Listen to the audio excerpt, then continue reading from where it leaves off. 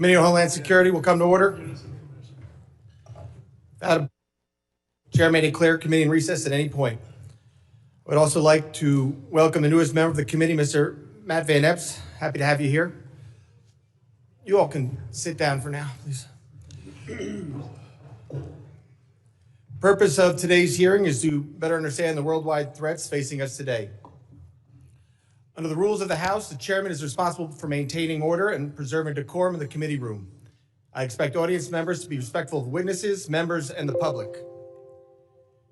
The issues we are debating are important ones that members feel deeply about. While vigorous disagreement is part of the legislative process, members are reminded that we must adhere to established standards of decorum in debate. It is a violation of House rules and the rules of this committee to engage in personalities regarding other members or to question the motives of a colleague.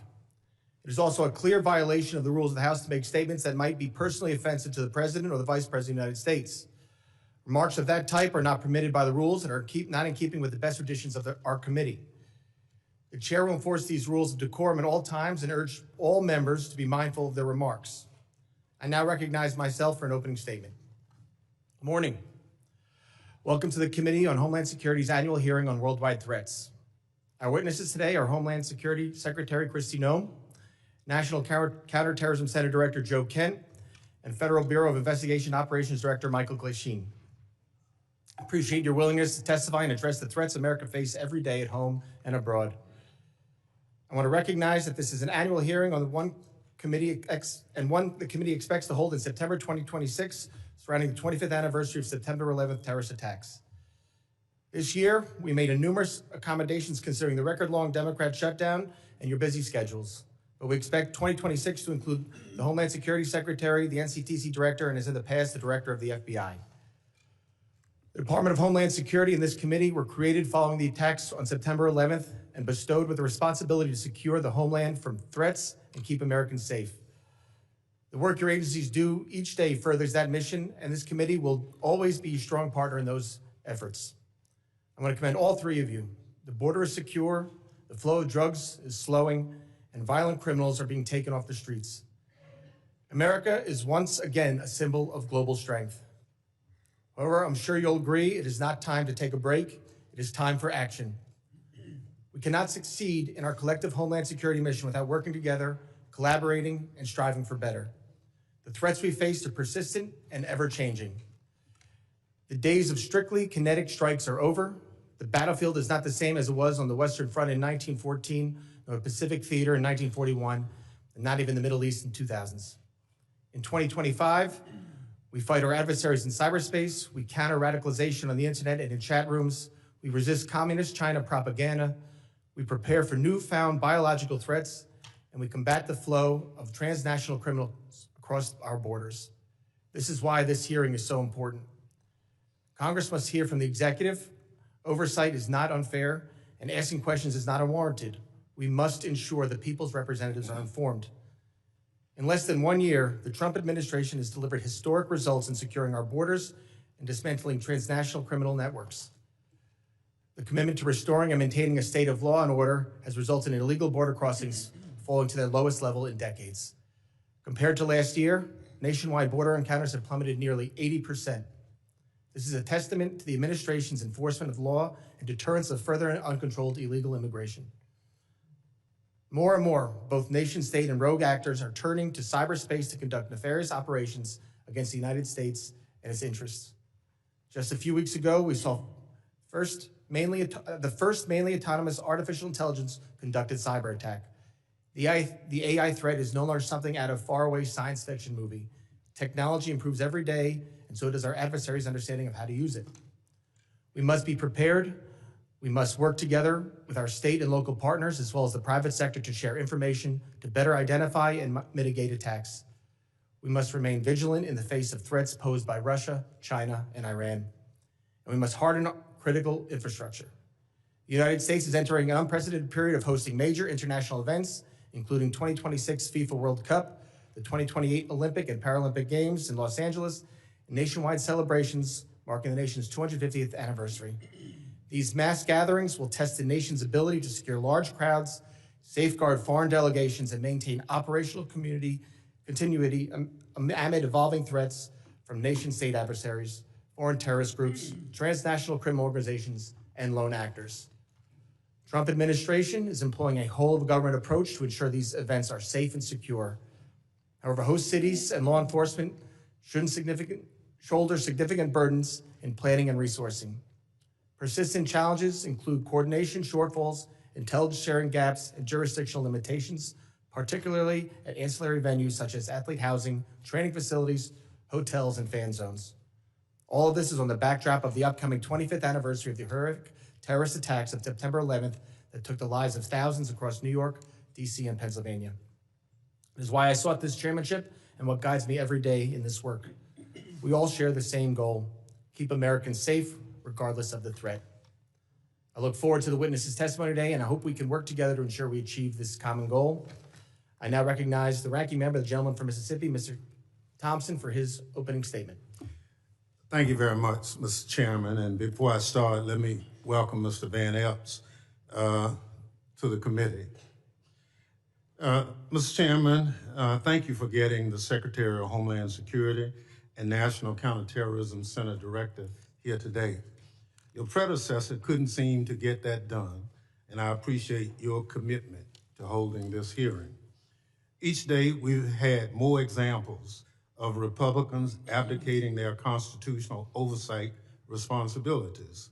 Fortunately, unlike other chairs in this body, it appears that if you are serious about this committee work being done, and I compliment you for that.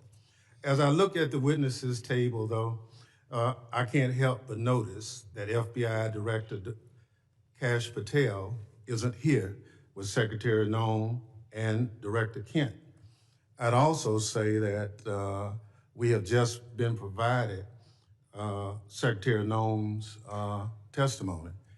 I've been on the committee since its inception, and I've never had the rules violated where we couldn't get testimony so members of the committee could look at it until today. Today's hearing is supposed to be one of the most important exercises of this committee's oversight jurisdiction. Each year, we hear from the Secretary of Homeland Security, the Director of National Counterterrorism Center, and the Director of the Federal Bureau of Investigation, who is nowhere to be seen today. Maybe Director Patel is too busy spending taxpayers' dollars flying to his girlfriend's concert on the FBI's jet to answer questions from Congress. Maybe the FBI director isn't here because he's afraid of scrutiny from Democrats who want to know what the FBI is doing to keep America safe. Or maybe Director Patel knows that the Trump administration itself is a threat to Homeland Security and want to hide from public accountability. On the other hand, Director Kent is here, which is good because we have questions for him about NCTC's work, as well as his comments about the January 6th insurrectionists he called, and I quote, political prisoners, unquote, who deserve to be pardoned. Some of the people he defended, however, are back in jail for crimes like plotting to murder FBI agents and possession of child pornography. It's scary that these unserious people are in charge of keeping America safe from terrorism. But what's even scarier is that they work for an unserious and unhinged president who spends most of the days designing monuments to himself and finding new ways to hide the Epstein files. All of this puts America and its lives, people who live here, at risk every day. Now, Secretary Noem, everyone knows you love the spotlight. We've seen your commercials, but what you haven't provided to the committee, despite our many requests, are the questionable contracts that you've awarded to your friends to film you on the 2028 campaign trail. Unfortunately, this is nothing new. In their one big ugly bill, congressional Republicans gave you a blank check, Secretary Noem, and you have wasted no time spending it on yourself. Instead of deploying Homeland Security grants to protect churches and synagogues from terrorism, you handed your friends a $220 million contract so they could follow you around the country with a camera. Instead of fully funding the DHS agency that protects our hospitals, schools, and electrical systems from cyber attacks, you spent $200 million to buy yourself new private jets. And instead of paying your way like the rest of us, you're living rent-free in a taxpayer-owned property that is supposed to be reserved for military leaders. Every penny that you spend on yourself represents the blood, sweat, and tears of hardworking Americans who expect their tax dollars to be spent on Homeland Security, not promoting you and your interests. Apparently, you haven't noticed that regular people are suffering under President Trump's affordability crisis. Or maybe you, like him, thinks it's a hoax and just don't care. Either way, such corrupt behavior hurts Homeland Security.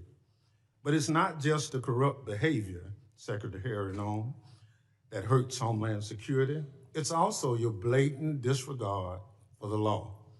You cut programs and withheld congressionally appropriated money to prevent terrorist attacks and prepare for natural disaster.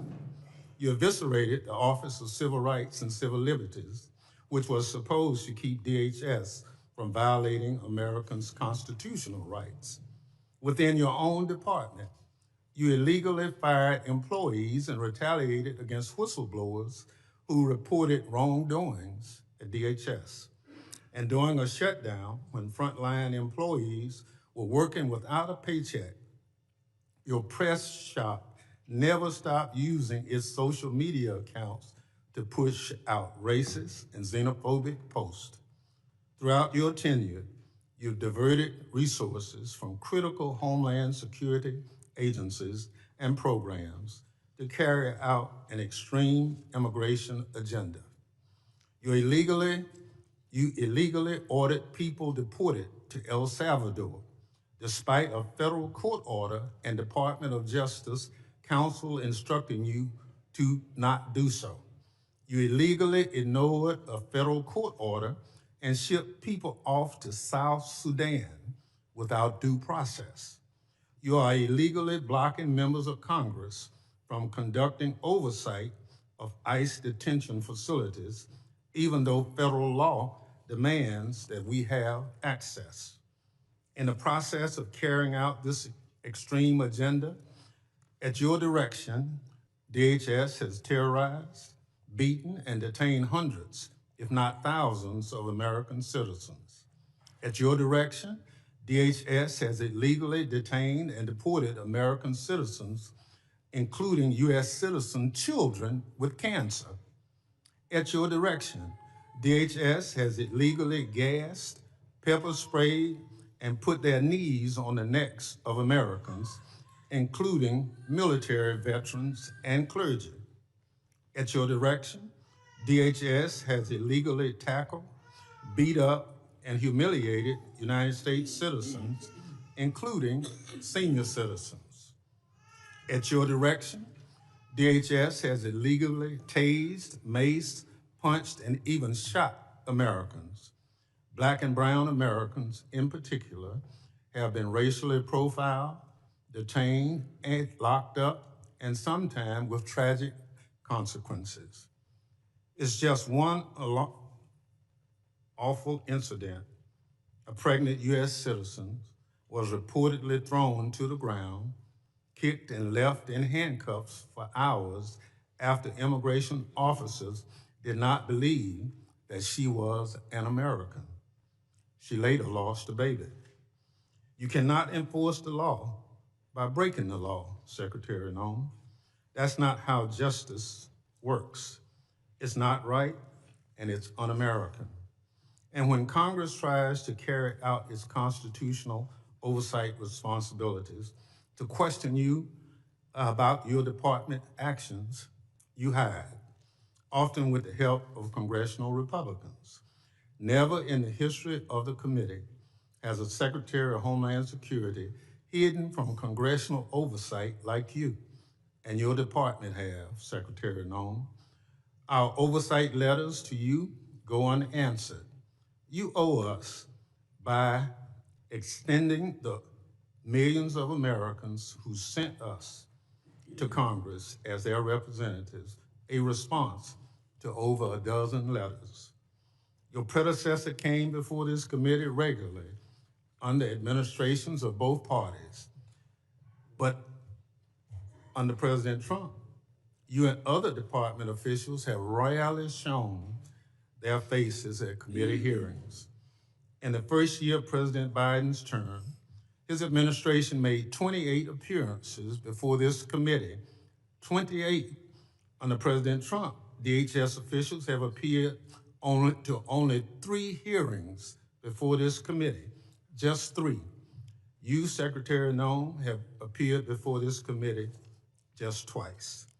That's fewer appearances than your predecessor, Secretary Alejandro Mayorkas, who Republicans lambasted for not coming before the committee more often.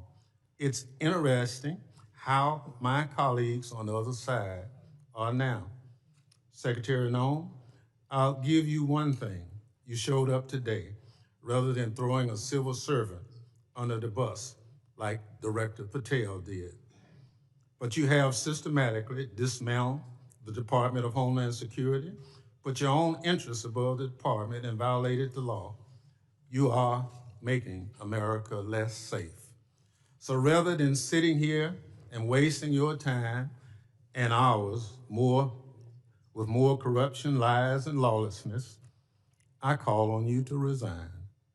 Do a real service to the country and just resign.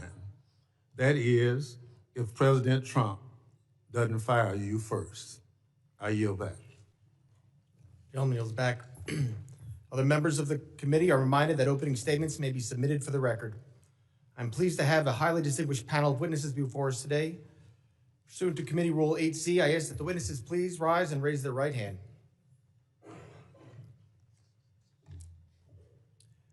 Do you solemnly swear that testimony you will give before the Committee on Homeland Security of the United States House of Representatives will be the truth, the whole truth, and nothing but the truth, so help you God? Thank you. Please be seated. Let the record reflect that the witnesses have all answered in the affirmative. I would like to now formally introduce our witnesses. First is Ms. Kristi Noem. She is the Secretary of the Department of Homeland Security. Secretary Noem previously served as Governor of South Dakota and was a member of this distinguished House. Second is Mr. Joe Kent. He currently serves as the Director of National Counterterrorism Center with Office of Director of National Intelligence. Mr. Kent served in the U.S. Army, completing 11 combat tours and a stint with the Central Intelligence Agency. Third is Mr. Michael Glasheen. He is Operations Director for the National Security Branch of the Federal Bureau of Investigation. Mr. Glasheen has served in national security for more than 2 decades, including as Director of FBI's Terrorist Screening Center and Assistant Director to the National Security Branch. Prior to joining the Bureau, Mr. Glasheen served in the U.S. Marine Corps. I thank all the witnesses for being here today. I now recognize Secretary Noem for 5 minutes to summarize her opening statement. Thank you, Mr. Chairman, and thank you, Ranking Member, for holding this hearing today and inviting me to be a part of it. I'm looking forward to discussing the worldwide threats that this country faces and the work that President Trump and his administration does each and every day to make America safe again. I'm very privileged and honored today to have my family with me. I'd like to introduce them to you. Disruptions of congressional business is a violation of law, is a criminal offense under federal law. Audience members are advised to take their seats and maintain order. The chairman may now ask Capitol Police to remove and arrest the persons creating the disturbance.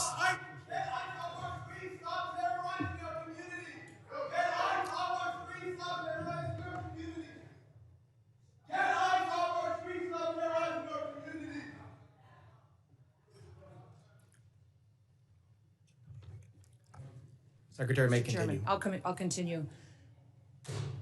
Today with me, I have my husband, Brian, who's with me, and also two of my children. My oldest daughter, Cassidy, and her husband, Kyle, are sitting here in the front row. And then my middle child, Kennedy, and her husband, Tanner, and that was my grandbaby, Noah, that was crying a little bit during the ranking member's comments. I don't think she agreed with him. I don't have my son with me or three of my grandchildren, but I'm very blessed that I have a wonderful family who is here and loves this country and is grateful for the work that we get to do as a family each and every day. We also have the blessing of having some angel families with us as well. They are here in the audience, and I'm so grateful for them for being willing to come here and be strong. It's hard to lose someone that you dearly love to illegal criminal activity, to people who never should have been in our country to begin with, and to lose those loved ones to drug overdoses that get perpetuated by the terrorist organizations that filter them into our country that President Trump works so hard to stop. So I'm grateful that they're here and that they are telling their story. Under President Biden, he closed the office in the Department of Homeland Security that serviced these families. He closed it because he didn't want them to speak. He didn't want them to have support or services. And President Trump reopened the Voices office so that they can get services, so they can hear about the cases of the individuals who killed their family members, and they can get the kind of help that they need to get through the tragic grief that they've experienced. So I want to thank them for being here and continue to pray for them. I want to thank you for the opportunity to be in front of you today to discuss the wide range of threats that the Department of Homeland Security is working on to protect us from here at home and also around the world. Just 2 weeks ago, the day before Thanksgiving, a terrorist shot two of our National Guardsmen in Washington, D.C., killing Sarah Beckstrom dead, and Staff Sergeant Andrew Wolf is still fighting for his life. Fortunately, we've had some really good news about Andrew recently, and he had the opportunity to stand up and is a miracle, and we're so grateful for his family for being so strong. We continue to lift him up and pray he has a full recovery. The terrorist who shot them was an Afghan national who entered the United States under Operation Allies Welcome. The same week, we arrested another Afghan national who came in under the same program. He was planning to carry out a bombing in Fort Worth, Texas. And just last week, just miles away in Washington, D.C., we arrested another Afghan national who also came in under Operation Allies Welcome.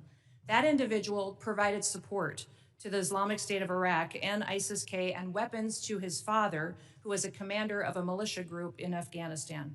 Those are only a handful of the challenges that we face and the threats that the Department of Homeland Security stands against every single day. Under President Trump's leadership, DHS is securing our borders, we're restoring the rule of law, and we're protecting the homeland. DHS is eradicating transnational organized crime and the stopping of deadly drugs from continuing to be funneled into our communities. We're ending illegal immigration, returning sanity back to our immigration system, and we're defending against cyber attacks against our critical infrastructure. We have sent a strong message to criminal illegal aliens that we will find you, we will arrest you, and we will deport you. Our message has resonated to over 1.5 million illegal aliens who have gone home on their own voluntarily. At the same time, we as a country are still dealing with the mistakes, the errors, and the willful disregard of the last administration. For 4 years, the Biden administration allowed millions of people to come into our country illegally. Millions more in our country were exploited and were brought in under parole programs without even basic vetting. As a result, we've seen terrorist attacks and heinous crimes committed against American children and families by criminal illegal aliens and violent perpetuators who should have never been allowed into this country in the first place. Transnational organized crime groups, including Mexico's Sinaloa, New Generation Jalisco, and other drug cartels, they cause chaos and they harm American interests. Our critical infrastructure faces a perilous landscape, largely driven by the impact of cyber attacks from bad actors and cyber criminals. American citizens are increasingly under threat from assassination attempts, intimidation tactics, and violence perpetuated by our adversaries, radical Islamic extremists and domestic extremists. These bad actors seek to undermine our public trust. They instill fear in Americans. They destabilize the institutions that safeguard our national security. The United States is preparing to host several major public events in 2026, most notably the FIFA World Cup and the celebration of the 250th anniversary of our Declaration of Independence. These large-scale events will be potential targets for a range of bad actors, and they come with an increased level of risk. DHS is using every tool and authority we have to ensure the safety of U.S. citizens and our visitors can enjoy next year's events. Radicalized domestic violent extremists and lone actors are a concern, and intentional targeting and murderous attacks on ICE agents in Texas, parishioners in Michigan, and 2 National Guardsmen here in Washington, D.C. are just some of the acts of the despicable examples that unfortunately are becoming too common. These threats underscore a clear need for security strategies that counter both large-scale and individualized attacks. We will remain alert in our mission to protect this country. We will protect our citizens. And as we enter into a historic year, America will be on the world stage. Our economy faces challenges from anti-competitive and illicit foreign economic practices that hurt the prosperity of all Americans. Those include economic espionage, intellectual property theft, and customs fraud. Illicit front companies often abuse the visa system to acquire sensitive U.S. equipment, information, and technology. Economic security is national security because a country that cannot feed itself, can't fuel itself, and cannot provide for itself cannot possibly defend itself. Under President Trump's leadership, we will continue to protect American interests and bolster American economic power and technological innovation to further growth and prosperity. The American people depend on the Department of Homeland Security to remain vigilant, agile, and responsive. We will never yield, we will never waver, and we will never back down. Thank you for the privilege to be with you today, Mr. Chairman, and I look forward to your continued support of the work that we do. I yield back. Thank you, Secretary Noem. I now recognize Director Kent for 5 minutes to summarize his opening statement. Thank you very much, Mr. Chairman, ranking members, and all the members of the House. I appreciate the opportunity to appear before you and discuss the threats posed to our nation. Despite the progress that we've made so far in the Trump administration, the threat posed by terrorists of all brands remains very high right now. We've made significant progress under President Trump's leadership. We have the jihadis of ISIS and al-Qaeda on the run in Iraq and Syria, thanks to the decisive action and the strikes that we've taken there recently since President Trump took office in January. However, we have a persistent threat from the individuals that were allowed into this country by the previous administration. The number one threat that we have right now, in my view, is the fact that we don't know who came into our country in the last 4 years of Biden's open borders.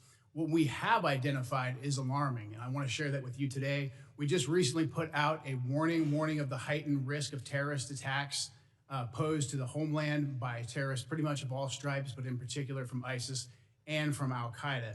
NCTC has been crunching the numbers and going through the sheer volume of known and suspected terrorists that are in the country that came in under the Biden administration.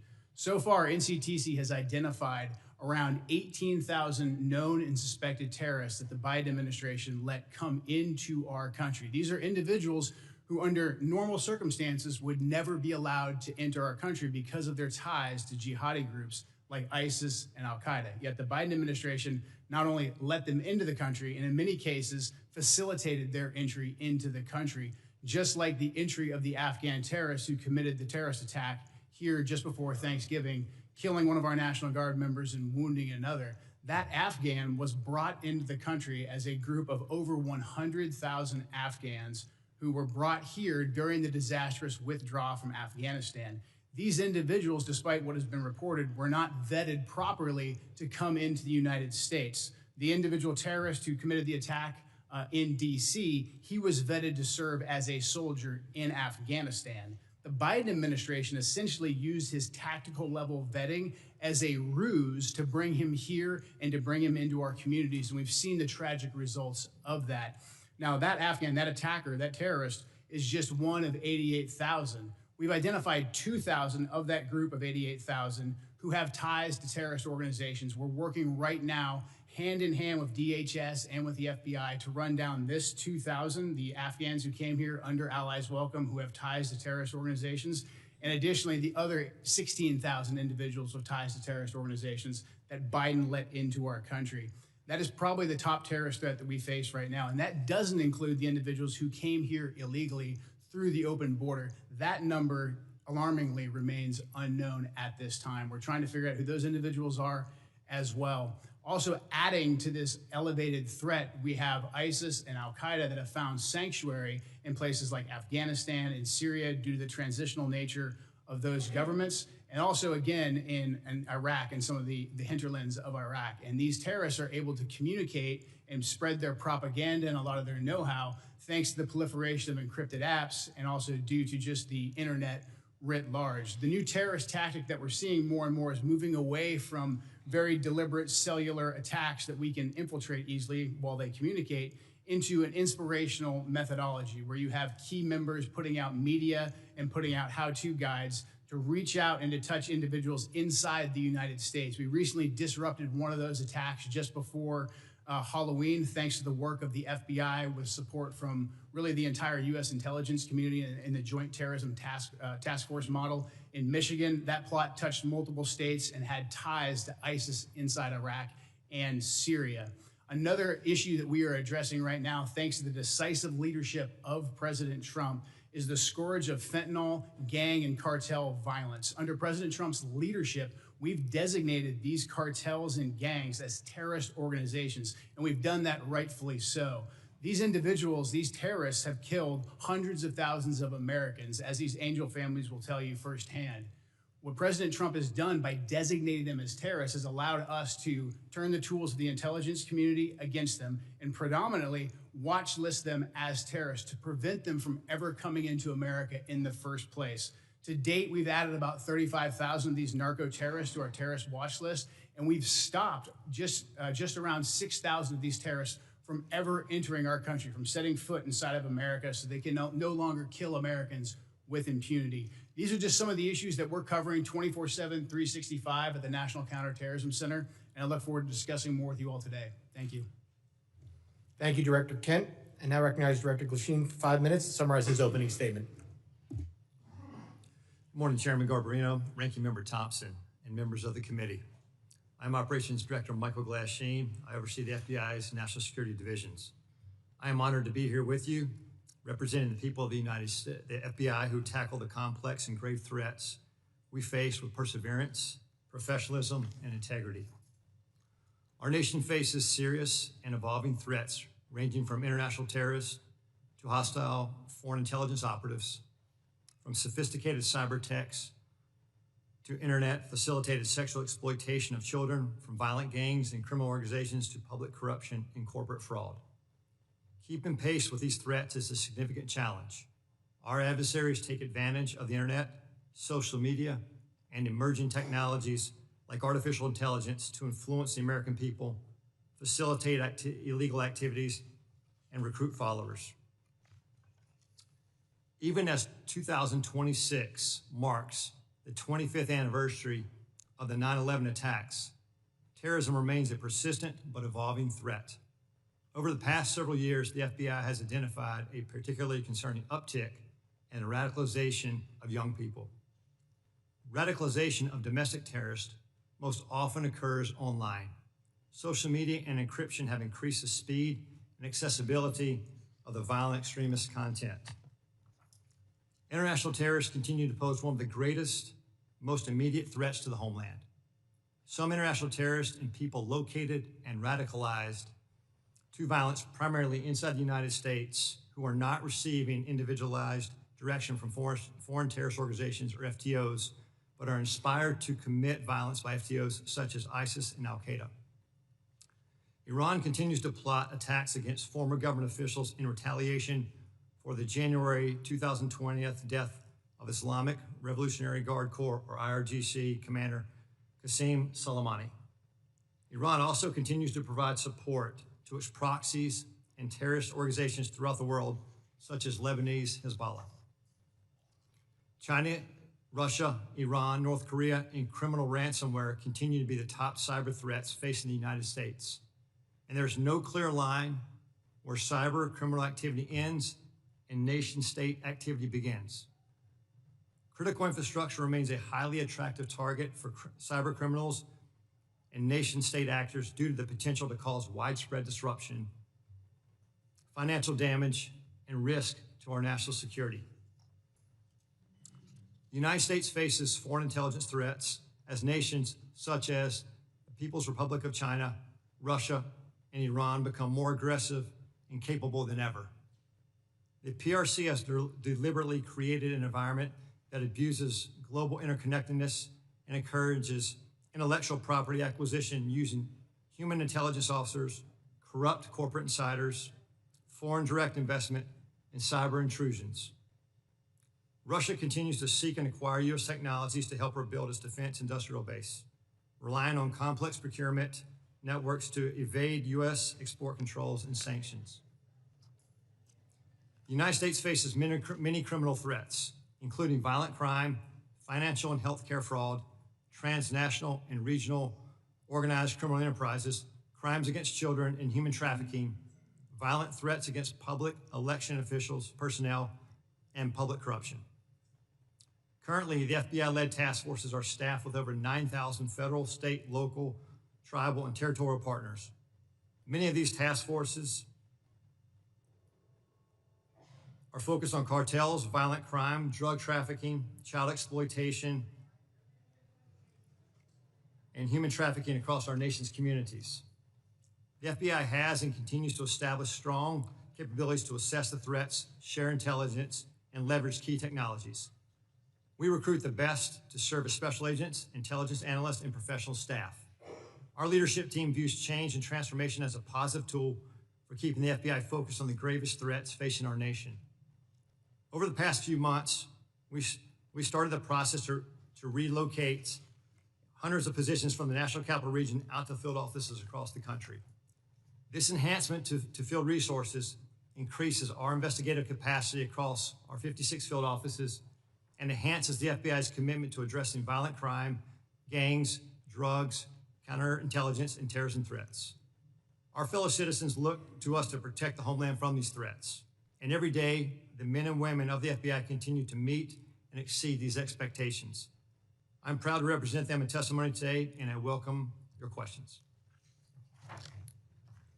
Thank you, Director Glasheen.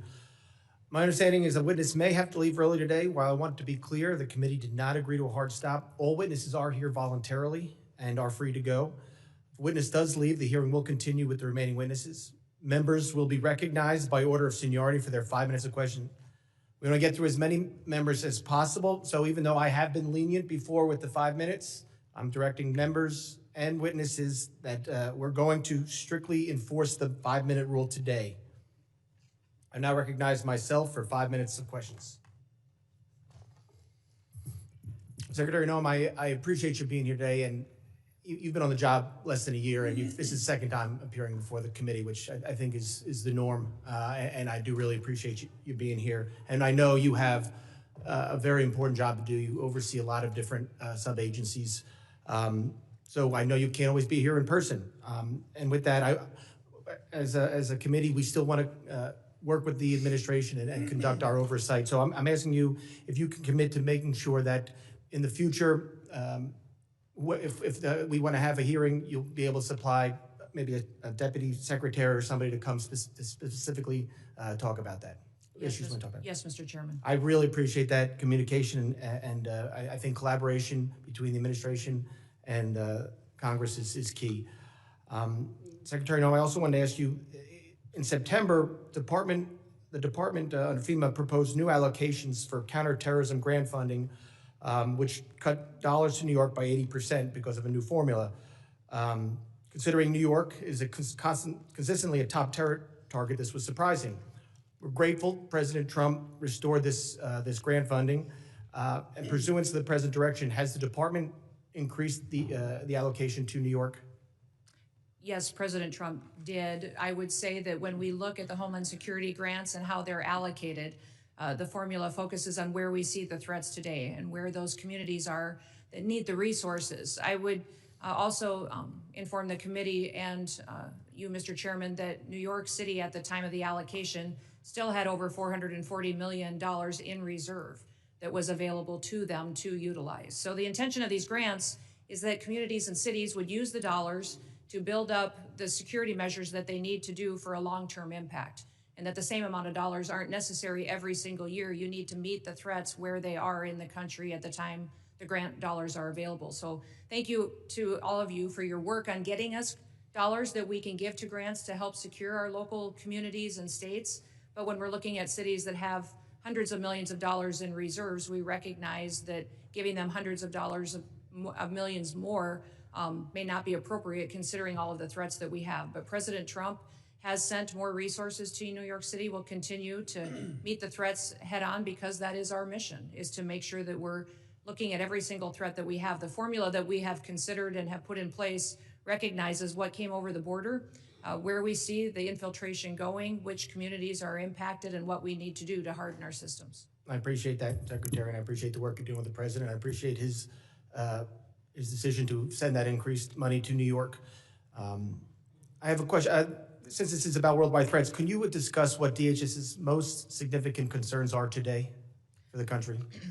I would say, Mr. Chairman, what keeps me up at night is that we don't necessarily know all of the people that are in this country, who they are and what their intentions are.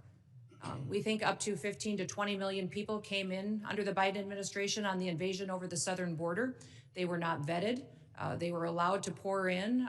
Our parole programs, our asylum programs, our visa programs were all exploited, and the integrity was demolished under Joe Biden and the leadership of the Department of Homeland Security. And frankly, the entire department was neglected. In fact, I believe the Secretary was told at times not to do certain things by the Biden administration to facilitate this invasion. So what keeps me up at night is the individuals that are in this country that wish to do us harm.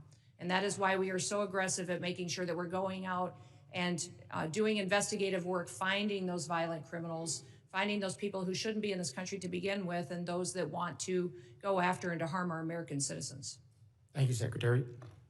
Director Glasheen, as you heard and as you've said, during the next few years, the United States will host more major events than ever before.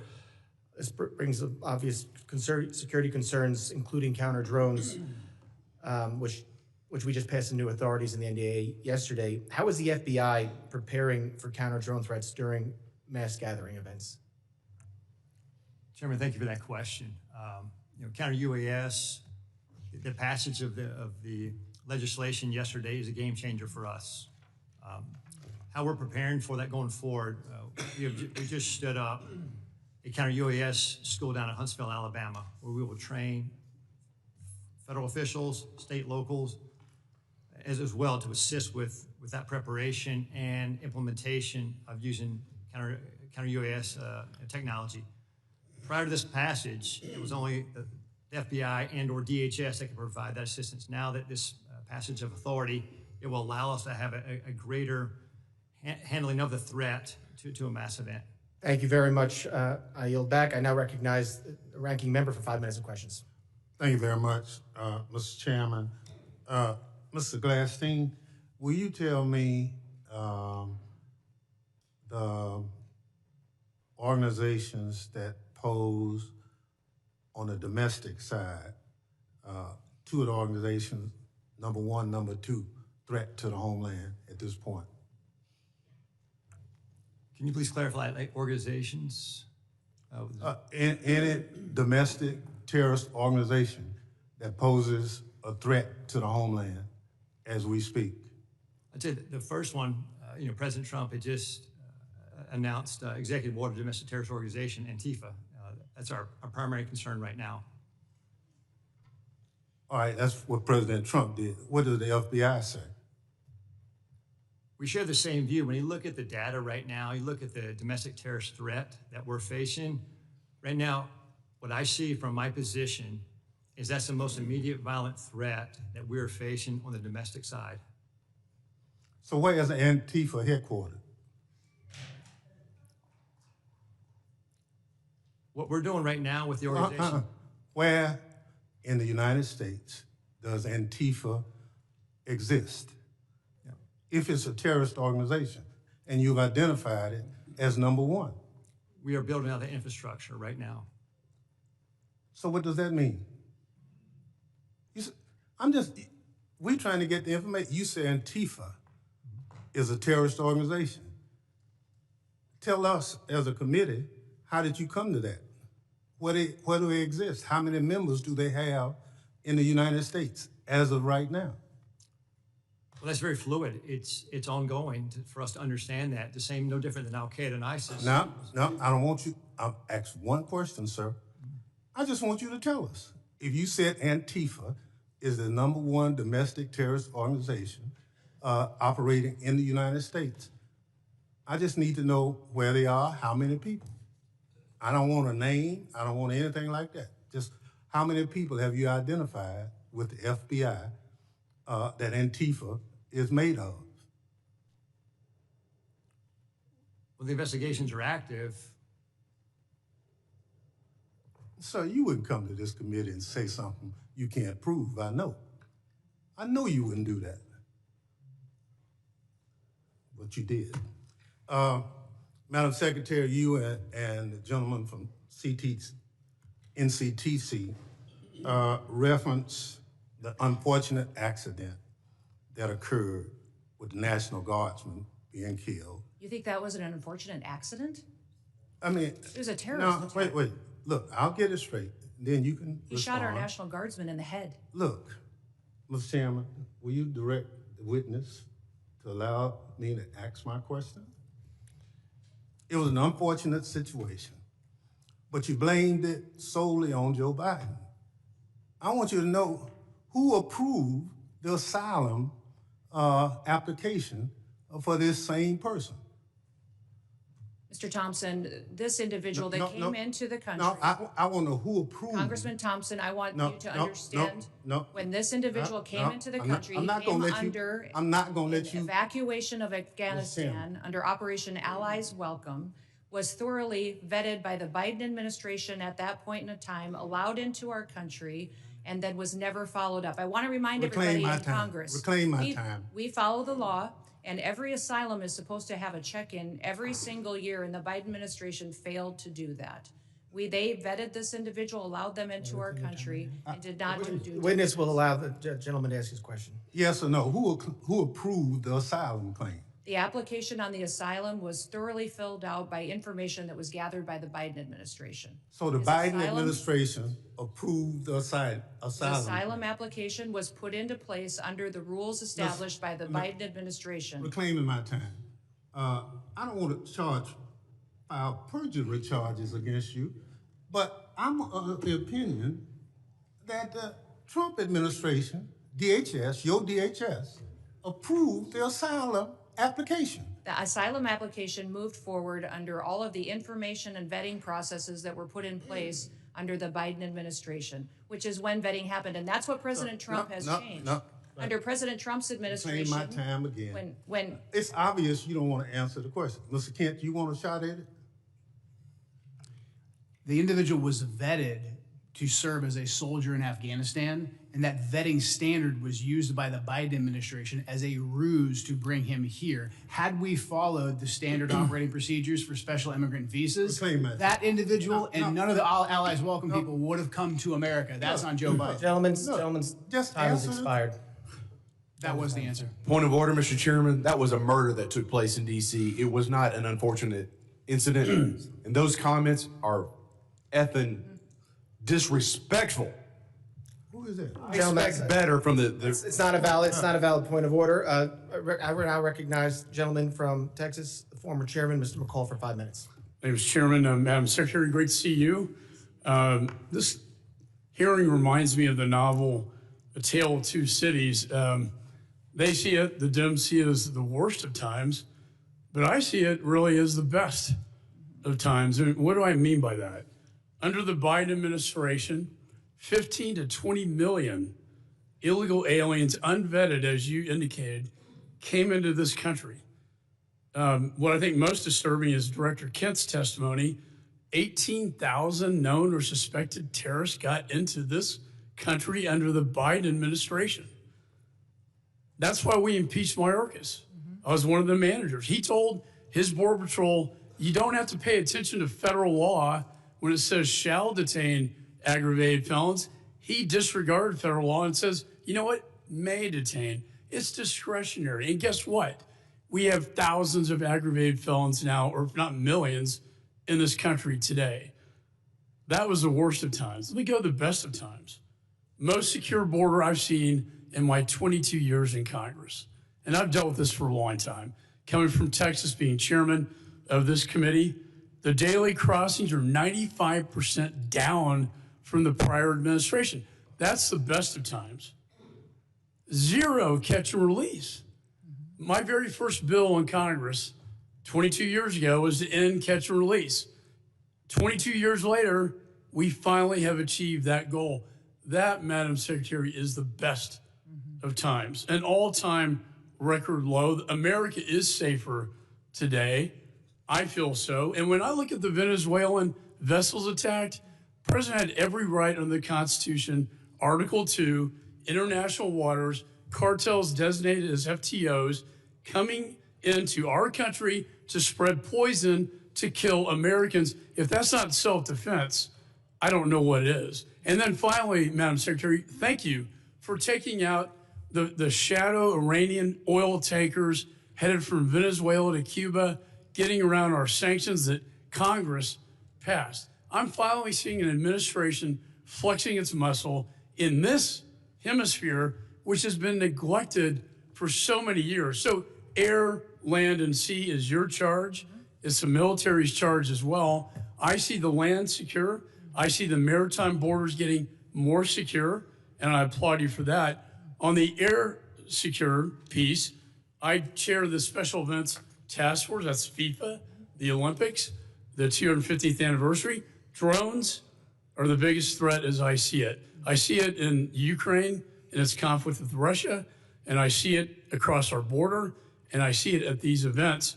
If you could update me, and with the new NDA authorization to allow federal, state, and locals to work together to identify hostile adversary drones and take them down, can you tell me how that will impact your ability, Madam Secretary, to better secure these special events? Yes, thank you, Congressman McCall, and thank you for your leadership. I understand you're retiring, and I'm sad about that. You've been a statesman. Thank you for serving with such dignity. Thank you. The counter drone and drone technology that is out there today, frankly, our authorities haven't kept up with. And so thank you for that legislation. Thank you for giving us the opportunity to truly defend the homeland. Here at the Department of Homeland Security, we are going to be investing upwards to $1.5 billion into drone technology and counter drone technology and mitigation measures that we can deploy not just across different NSC events or large scale events that we're responsible for the security on, but also that we can use to partner with cities and states for celebrations and different things that they may hold as well. So we have the responsibility at the Department of Homeland Security for FIFA and the 11 cities that will be hosting the matches here in the United States, also the Olympics, the America 250 celebrations, also other national security events that happen, such as Mardi Gras and other events that are going on throughout the country. So this program that we will have will not only work within the events that the department is responsible for, but we will be able to sign agreements with states and cities to provide measures that they don't currently have. And we're working with the FAA as well to get what we need to be able to operate. And we don't want just to detect. We don't want to just monitor. We need to mitigate. We need to take these drones down. We need If to I could add, my time's going to expire. There is so much technology out there today, counter drone technology, that I've been working to get into Ukraine to protect them from Russian drones that we can deploy at these events. I'd love to visit with you on that at a later date. And thank you for your service. Yeah, thank you. Gentleman's time's expired. I now recognize the gentleman from California, Mr. Correa, for 5 minutes of questions. Thank you, Mr. Chairman, and I agree with my colleague from Texas. It is a tale of two cities. Secretary Noem, Trump administration, you're going after the worst of the worst criminals, and we agree with you. The problem is 70% of the people you've arrested have no criminal record. You're going after non-criminal immigrants, U.S. citizens, and permanent legal residents. Donna Hughes Brown, Irish citizen, green card holder, 48 years in the United States. She also happens to be the mother of a U.S. Marine, sister to a retired Army colonel. She's in ICE detention since July. She tried to come back from Ireland, arrested, has been there since then. Her crime? She wrote 2 bad checks for less than $80 a decade ago. You arrested her, she's in custody. Her husband, Jim Brown, came to us and told us her story. Jim told us I voted for President Trump because he promised to go after criminals in our community and not people like my wife. If I can, I'd like to play a video for you.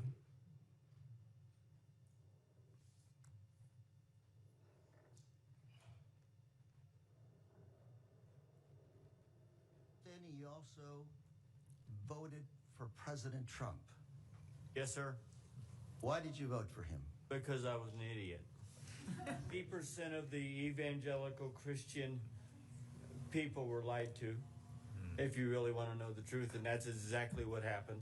They said criminal, and I believe criminals need to be off the street. I just want to make sure people watching this understand who you are. My wife and I, when we don't work, we're ministers. We help the needy. That's what we do. And that's who they're arresting. Now we've got Mr. Jim Brown before you. He's standing up. Hopefully you can talk to him a little bit. These people, Donna Hughes Brown, are not the individuals that should be deported. Another case, Narciso Barranco was beaten and arrested by masked agents while working as a landscaper. He's an undocumented immigrant, 30 years in this country, not a traffic ticket. Mr. Barranco is also the father of 3 U.S. Marines. 3 Marines. You want to make a movie of people like this. A man who comes to this country, instills patriotism in his kids. They swear an oath to serve and possibly give up their life for this country. We play a video on this as well, please.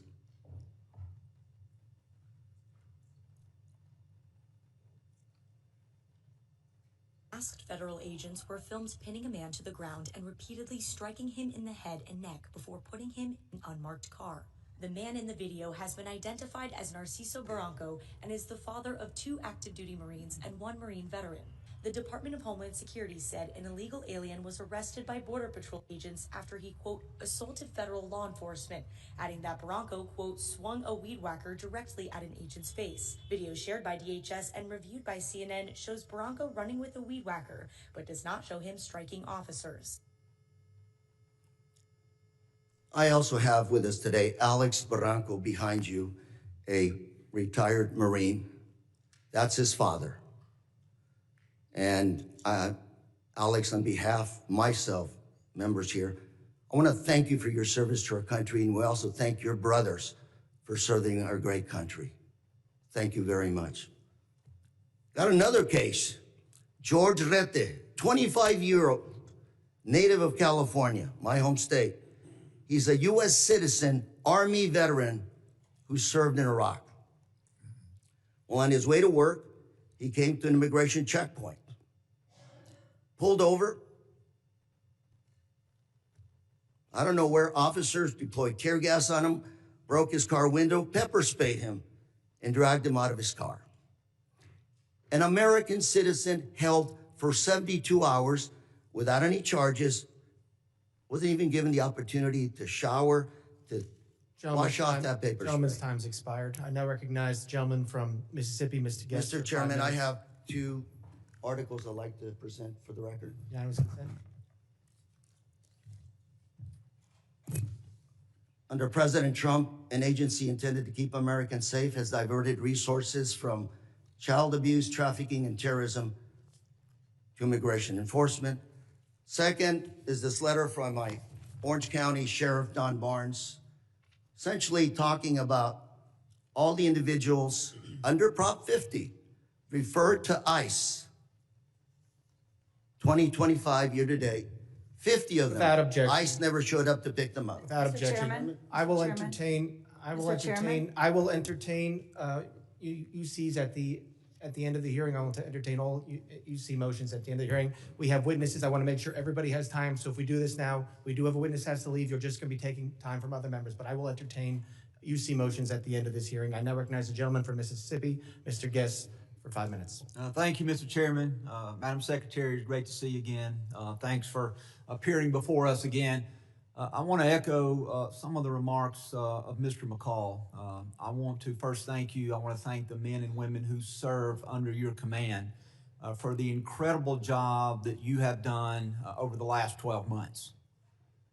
We have seen that you are active in enforcing the rule of law.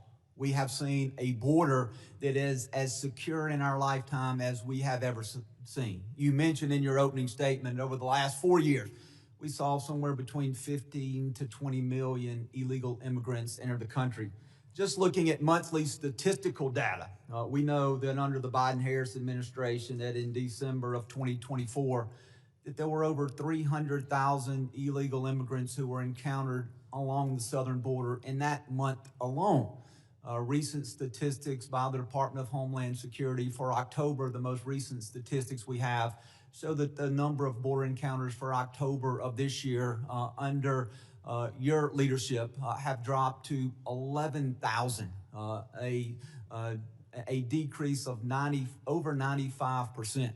And so I want to thank you for that. I want to thank you for the work that your men and women have done to protect our borders from illegal narcotics entering the country. We saw a press release the Coast Guard sent out this week regarding Operation Pacific Viper. And they mentioned a specific seizure that occurred on December the 2nd by the Coast Guard cutter Monroe, in which in a single incident of interdiction that the Coast Guard had the largest maritime interdiction seizure in almost 20 years, seizing 20,000 pounds of cocaine in an individual seizure. So I thank you for your aggressive actions in enforcing the law and for the incredible work that you and the men and women under your command are doing. I want to talk about, as we talk about threats, I want to talk about threats against law enforcement. Last week, this committee, we had a hearing. The hearing was entitled When Badges Become Targets. And during that hearing, we talked about the threats to law enforcement, specifically federal law enforcement. And even specifically within federal law enforcement, the threats toward ICE agents, the threats toward you and other members of leadership within DHS. We know that those threats and those incidents of physical attack have escalated dramatically, in some cases over 1,000%.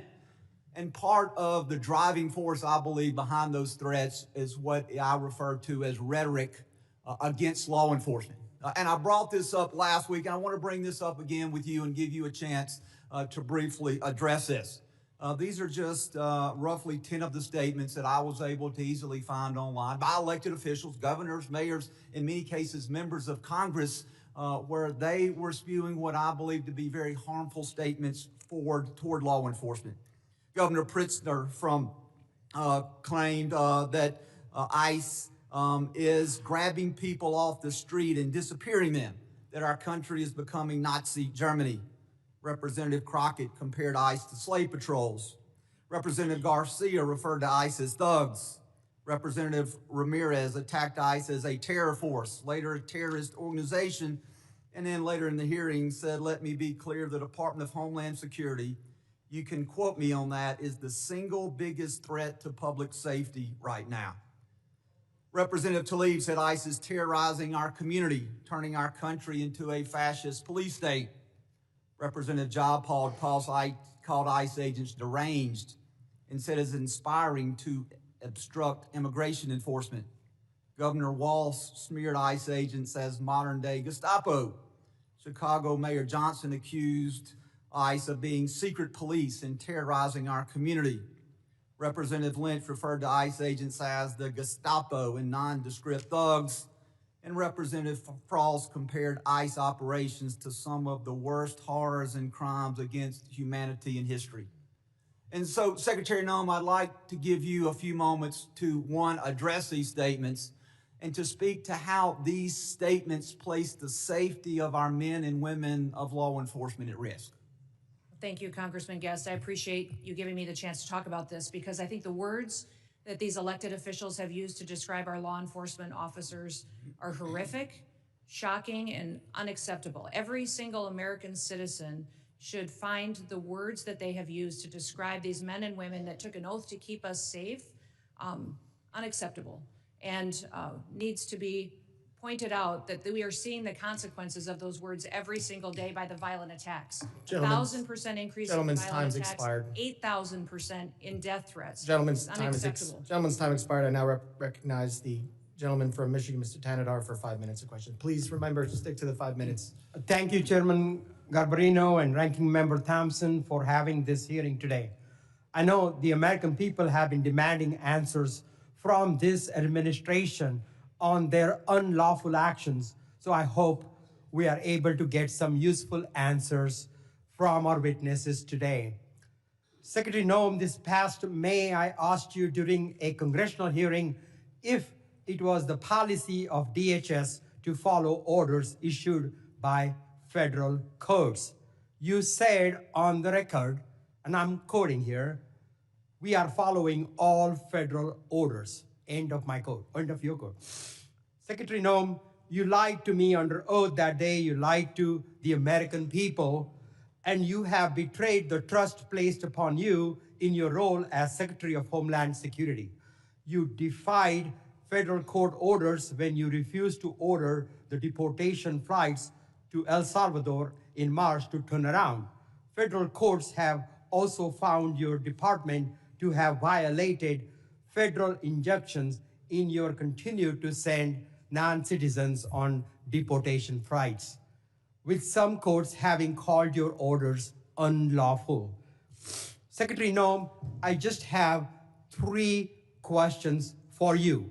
1, why did you lie under oath by saying DHS was following all federal court orders when they clearly were not?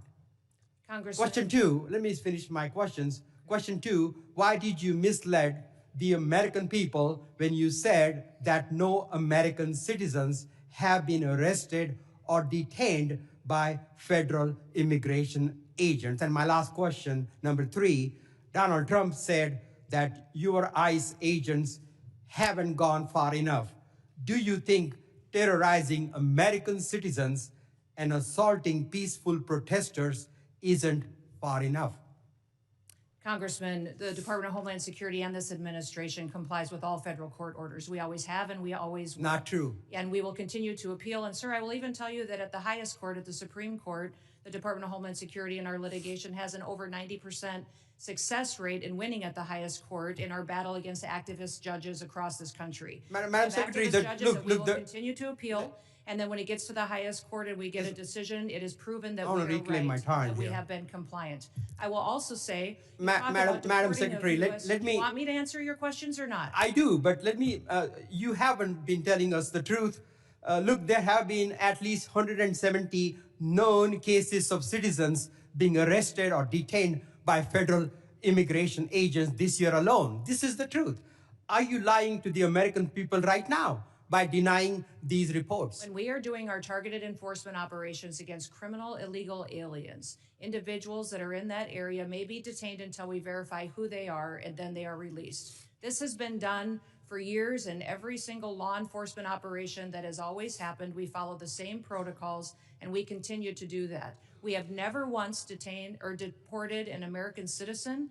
We have not held them and charged them. When we find out and verify their identity, then that is when they are released. You also asked about ICE agents going far enough. Sir, I will tell you that every single ICE agent, CBP agent, federal law enforcement officer that's out there doing their work every day, none of them will rest until our communities are safe. None of them will rest until Secretary Noem, it is a fact that you ignored federal orders. And our children and our grandchildren can grow. Let me reclaim my time here, please. Let me reclaim. Secretary Noem, it is a fact that you ignored federal court orders in March and in May of this year. Do you plan on ignoring more federal orders? I'm sick of your lies.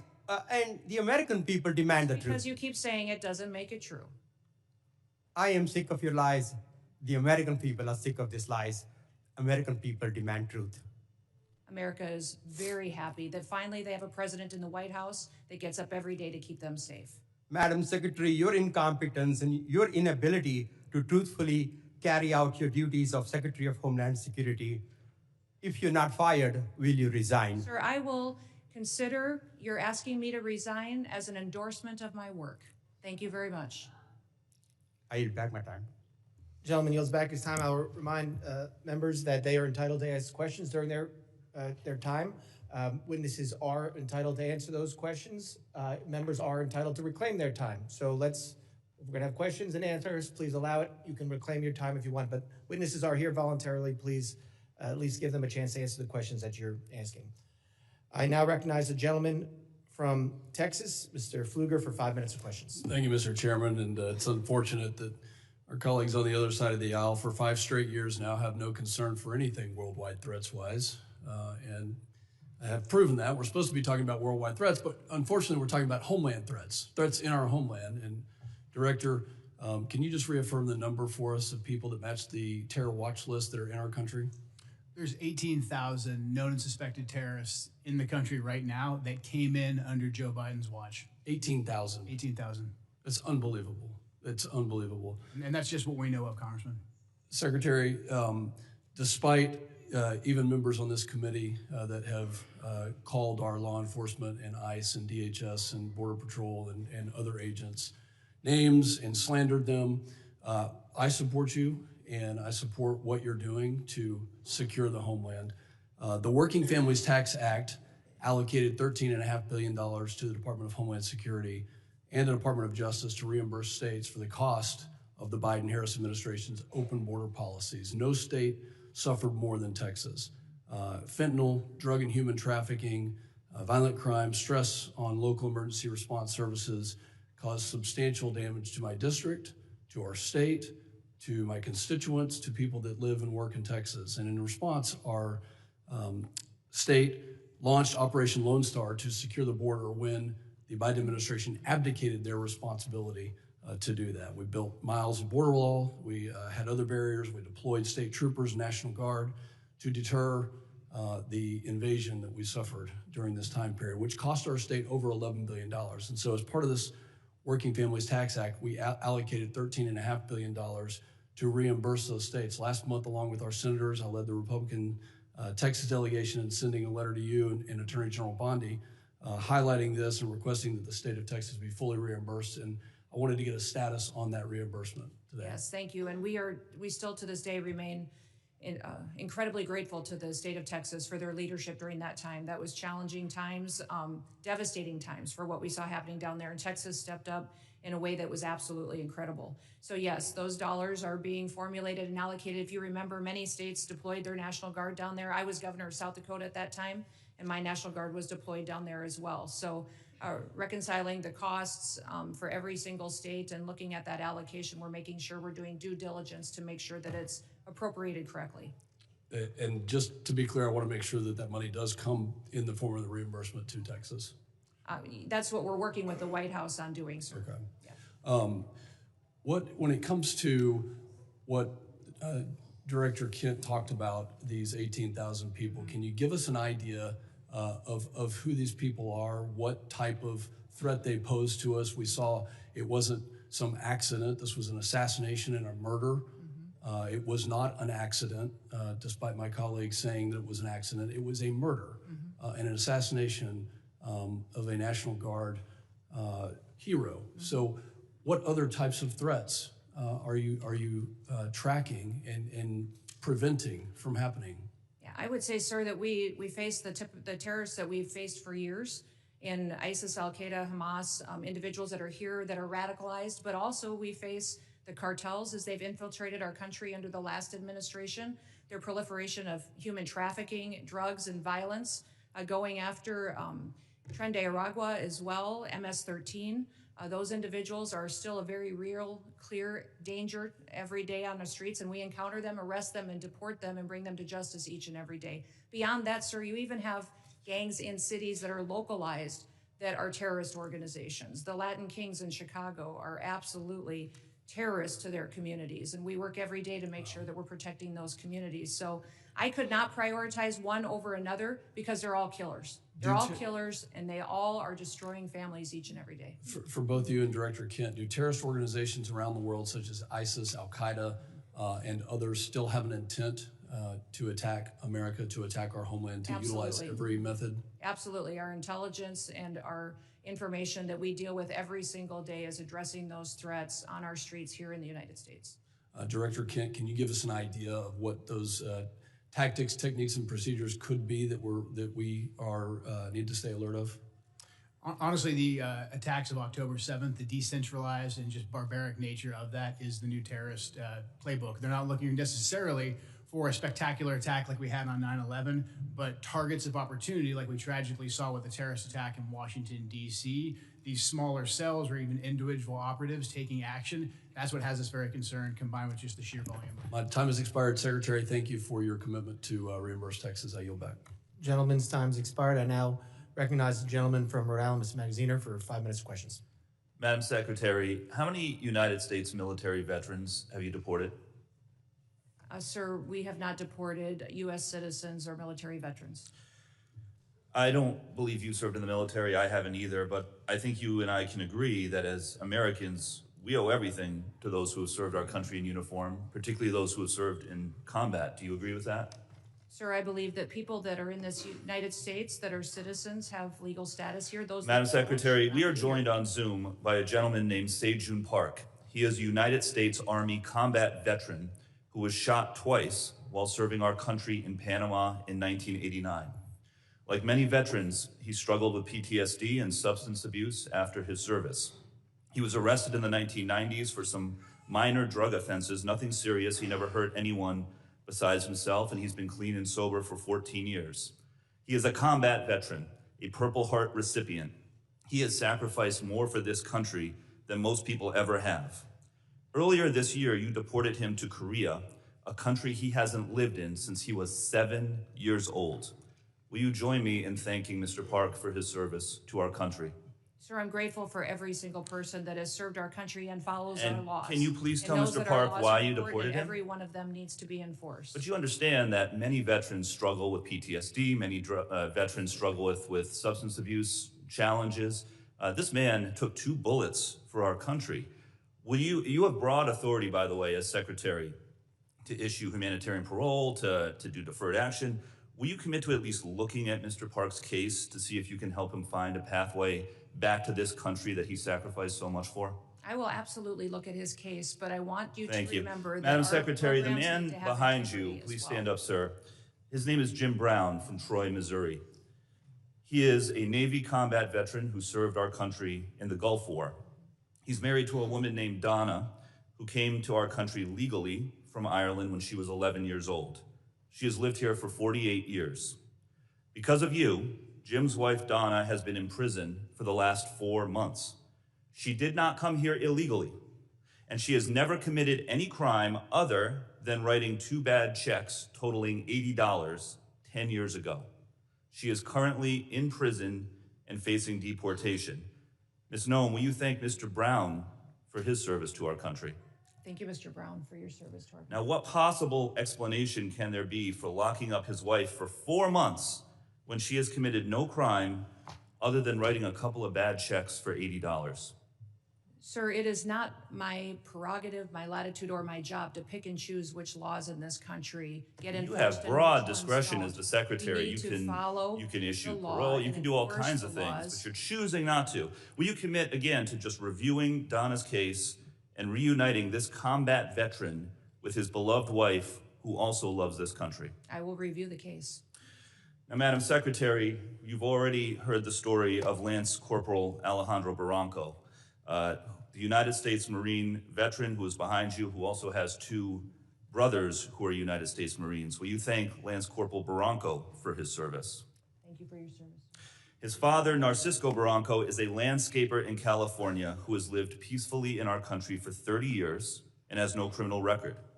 Last spring, while he was mowing the lawn at an IHOP, ICE agents tackled him in the street and imprisoned him for weeks. A peaceful, hard-working man who raised 3 sons to be United States Marines. We need men of that character in this country. Again, as Secretary, you have broad discretion. Will you consider Lance Corporal Barranco's father for parole in place to stay in our country, owing to the fact that he has contributed to our country by raising 3 United States Marines. This is an opportunity to remind everybody that every person that's in this country illegally has an opportunity to voluntarily go home and come back the right way. He raised 3 United States we will Marines. Facilitate that. He has been living here peacefully, doing his job for 30 years. You have discretion. You are choosing not to use it. Madam Secretary, you promised America that you would go after the worst of the worst. But these people are not the worst of the worst. A Purple Heart recipient, a military spouse, the father of 3 Marines. And it's not just veterans and military families. You are locking up and deporting children with cancer, mothers with babies in the NICU, United States citizens. There are many problems with your leadership, but the biggest problem is this. You don't seem to know how to tell the difference between the good guys and the bad guys. Go after the bad guys. Go after the terrorists. Do not go after veterans, Marines, children, Gentleman's United time's States expired. citizens. I yield back. Time's expired. I now recognize the gentlelady from Georgia, Ms. Green, for 5 minutes of questions. Thank you.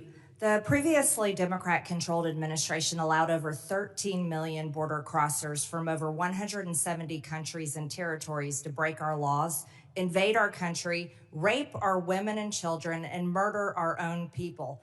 They set all-time records for the highest number of illegal aliens ever encountered in a single day at 14,500, in a single month at 370,000, and in a single year at 3 million, not including the known gotaways. Thanks to Secretary Noem and the hard work of Tom Homan and all the brave men and women at DHS, our new Republican-controlled admin has produced the safest and most secure border our country has ever seen. Thank you very much for that.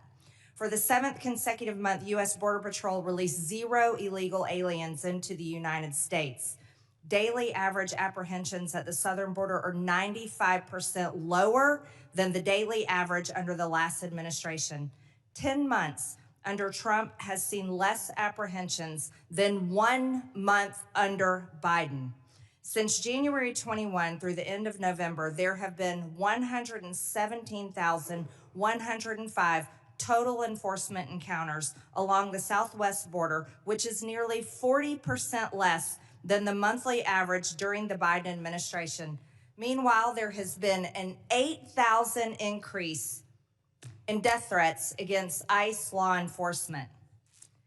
Secretary Noem, back in July, the department put out a press release titled "Worst of the Worst." Criminal proceedings begin in a case of transgender illegal alien accused of rape, child rape, not just rape, child rape of a 14-year-old boy in a sanctuary New York City bathroom. I wanted to highlight this case because it encapsulates so many different violent policies of Democrats. This is an increase in trans violence with their embrace of gender ideology, an egregious catch and release policy implemented under the last 4 years, and sanctuary cities that harbor criminal illegal alien monsters that have raped and murdered many Americans. Can you discuss further what you're facing in these sanctuary cities and the illegal alien monsters that have been released into American communities under the Biden administration? Yeah, unfortunately, Congresswoman, we arrest individuals like that every day because they're so prevalent on our streets because of what happened under the Biden administration. Every day we're able to go out and encounter and bring to justice individuals who are raping our children, murdering our mothers, our grandmothers, our families are devastated by them. And I'm shocked at the Democrats' constant defense of these individual criminals over the American citizen that is out there just trying to live their lives, put food on the table, and live the American dream. And what we do at the Department of Homeland Security by making sure that we're out enforcing the law every day is making sure that those families get a chance to do that. So I'm so grateful for them. The 8,000% increase in death threats is real. These ICE agents and CBP officers that are out on our streets doing God's work live in these communities. They live there. These are their families and their neighbors that they're protecting, and they get up every day and do that job because they believe in their mission. They take an oath, and they are honorable men and women who are serving with greatness during a challenging time when activists and radicals attack them and put their lives in danger. I think it's shameful to see the defense of individuals who break our laws. We are a nation of laws. If we are not a nation of laws, we're no nation at all. And that is what we are doing every day, is following those. If you guys don't like the law, go change it. That's your job. You don't complain. I was raised by a dad who said we don't complain about things. We fix them. Well, go fix them. If you don't like the law, quit bellyaching, quit hitting and attacking our ICE officers, quit going out and protesting and screaming vile things at them, quit calling them names. We wouldn't let our children do that. Go do something that actually matters by having an honest debate and changing the law. That's your jobs. You all should be fired, in my viewpoint. I agree. Thank you so much for that, Secretary Noem. Back in 2021, I was one of only 16 members who voted against the Allies Act of 2021, which increased the number of special immigrant visas for Afghan nationals and loosened vetting requirements for eligibility. This brought in over 76,000 Afghans. Director Kent, what actions are being taken to identify and remove any of the 100,000 Afghan nationals admitted under the Biden admin who may have ties to terrorism, like the one who shot 2 National Guard members, tragically killing Sarah Beckstrom here in Washington, D.C.? I'm sorry, gentlelady's time has expired, but Can he just answer? no, we're quickly? keeping everything quick to the 5 minutes. I'm sorry, but gentleman from New York is now recognized, Mr. Goldman, for 5 minutes. Secretary Noem, let's talk about the law.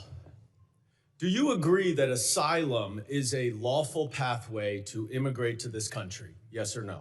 There's an asylum program, yes, in place. All right. So It wasn't immigrants used under then the with Biden. ongoing asylum applications are legally in this country, correct?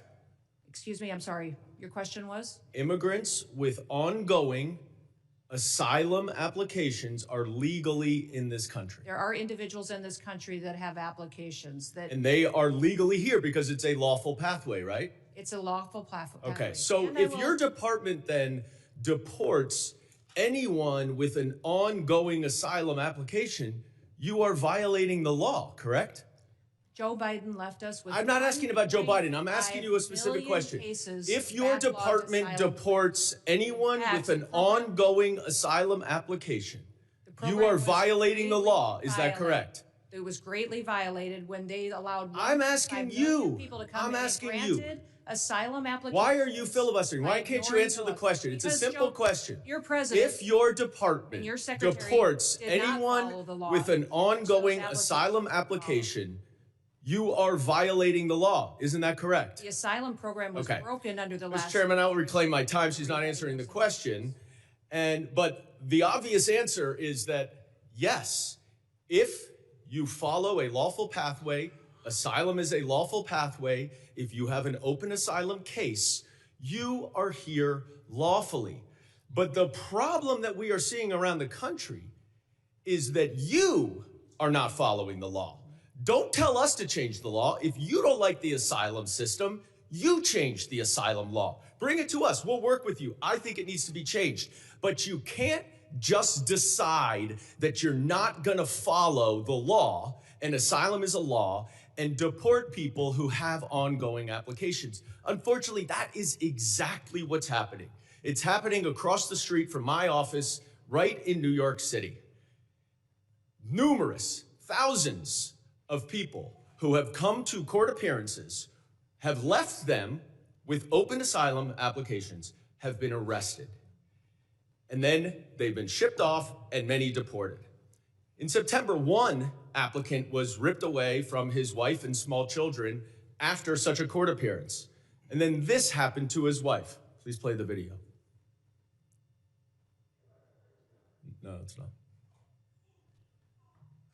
It's not this one. All right, it's not this video. Here it is. Come on, man.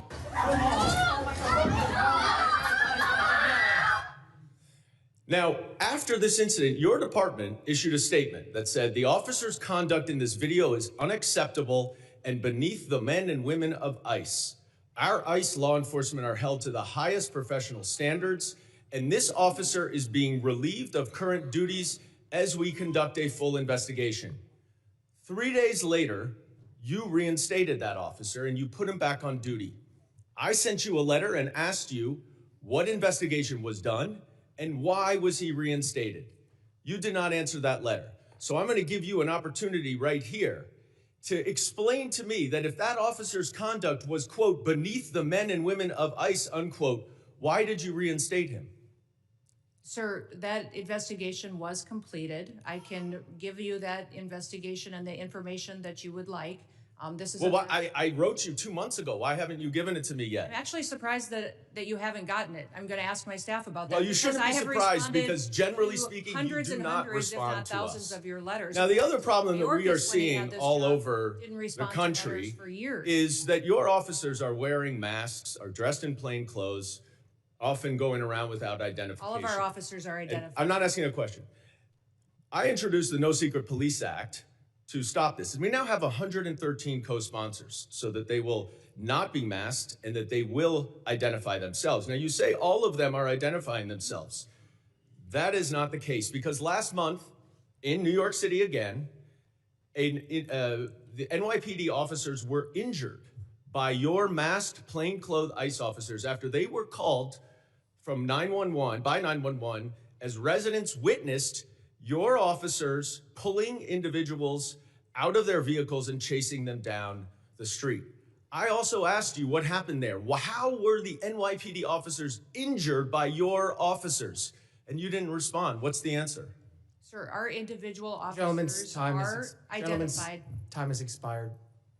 I yield back. I recognize gentleman from Texas, Mr. Gonzalez, 5 minutes. Thank you, Chairman. Thank you, Secretary Noem. Thank you, Director Kent and Director Glasheen, for your patriotism, your service to our country. Thank you to the families for allowing everyone to serve. We're grateful for that. Democrats like to show clip after clip. I represent a district that's half of the southern border. Our lives were turned upside down under Joe Biden, and now we have our lives back due to President Trump and due to the policies that y'all are executing. So thank you.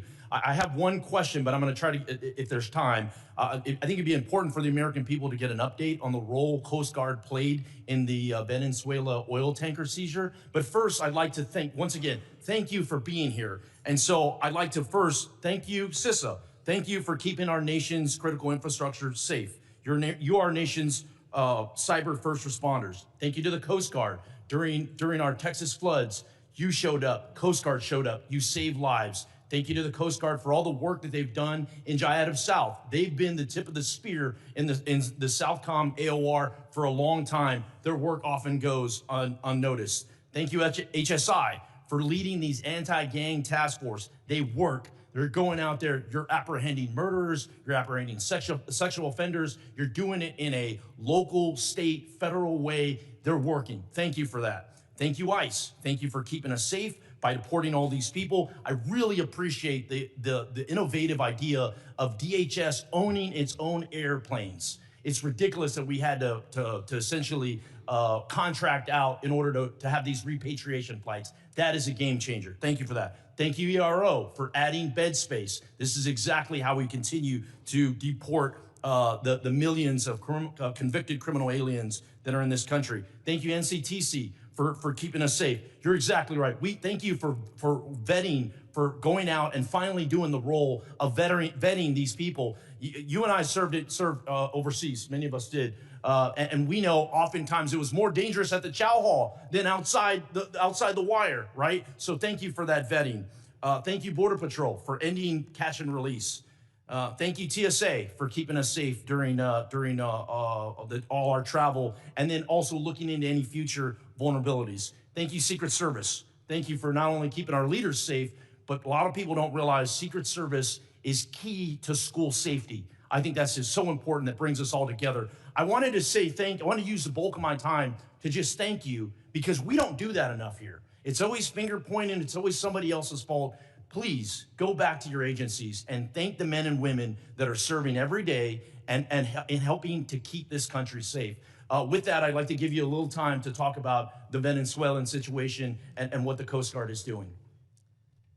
The operation that was conducted yesterday morning was a Coast Guard-led operation. It was in partnership with the Department of War and the Department of Justice, the FBI as well, and it was a successful operation directed by the president to ensure that we're pushing back on a regime that is systematically covering and flooding our country with deadly drugs and killing our next generation of Americans. Just the drugs that the Coast Guard has been able to interdict on the waters since that President Trump has been in office has been enough lethal doses of cocaine to kill 177 million Americans. That's 2/3 of our country that has been saved by blowing up, by going after and bringing to justice these individuals that are out at sea and those individuals that are funding it with a shadow fleet of sanctioned oil that should never be sold to benefit their profits and their pockets to kill Americans. Thank you for that update. For many of us that served in uniform, oftentimes it was overseas. It was in the Middle East, or it was in Asia, or it was in Europe. And I think those AORs are very important. But for too long, president after president after president, our backyard has been left wide open, and we're completely shocked why all these terrorists are in our country and all these people are unvetted. All this chaos is happening when in our own backyard was unsafe. So thank you again for one. I know you traveled, you met with heads of state, El Salvador, Mexico, a couple that come to mind. But I just want to thank you and for making our backyard a priority and ultimately to keep Americans safe.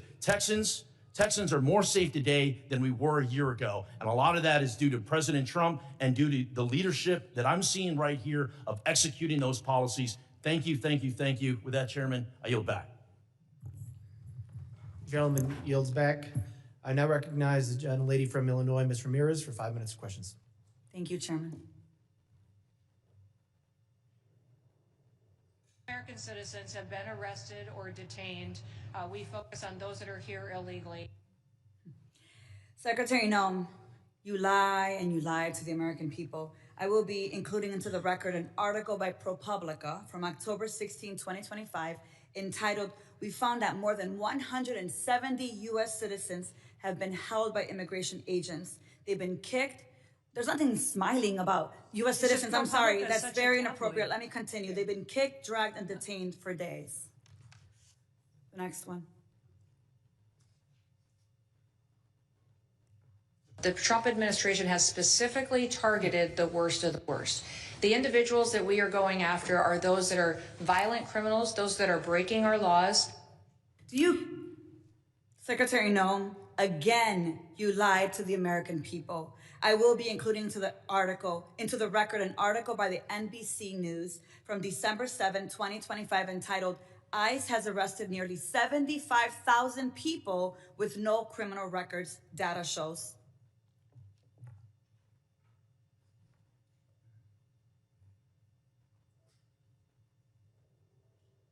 The co-equal branch of government, and it is your obligation as a member of the executive branch to honor decisions made by the highest court of the land. Yes or no, Secretary?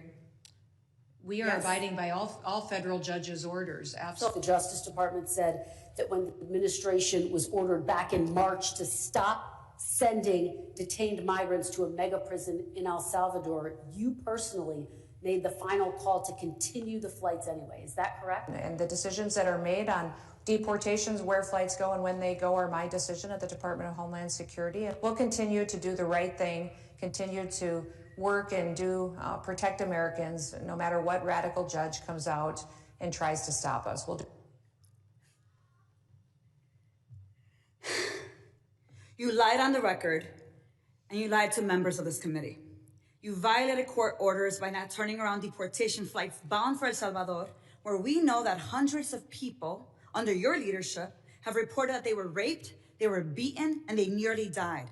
And your agents used chemical weapons in Chicago despite court orders from District Court Judge Ellis forbidding their use.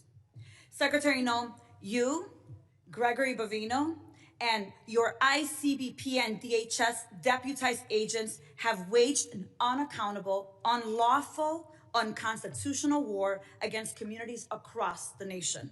Our residents have been surveilled, they've been threatened, they've been tear gassed, they've been hit with pepper balls, they've been shot, they've been subjected to warrantless arrest and precision and mobilization maneuvers, they've been kidnapped and disappeared under your leadership.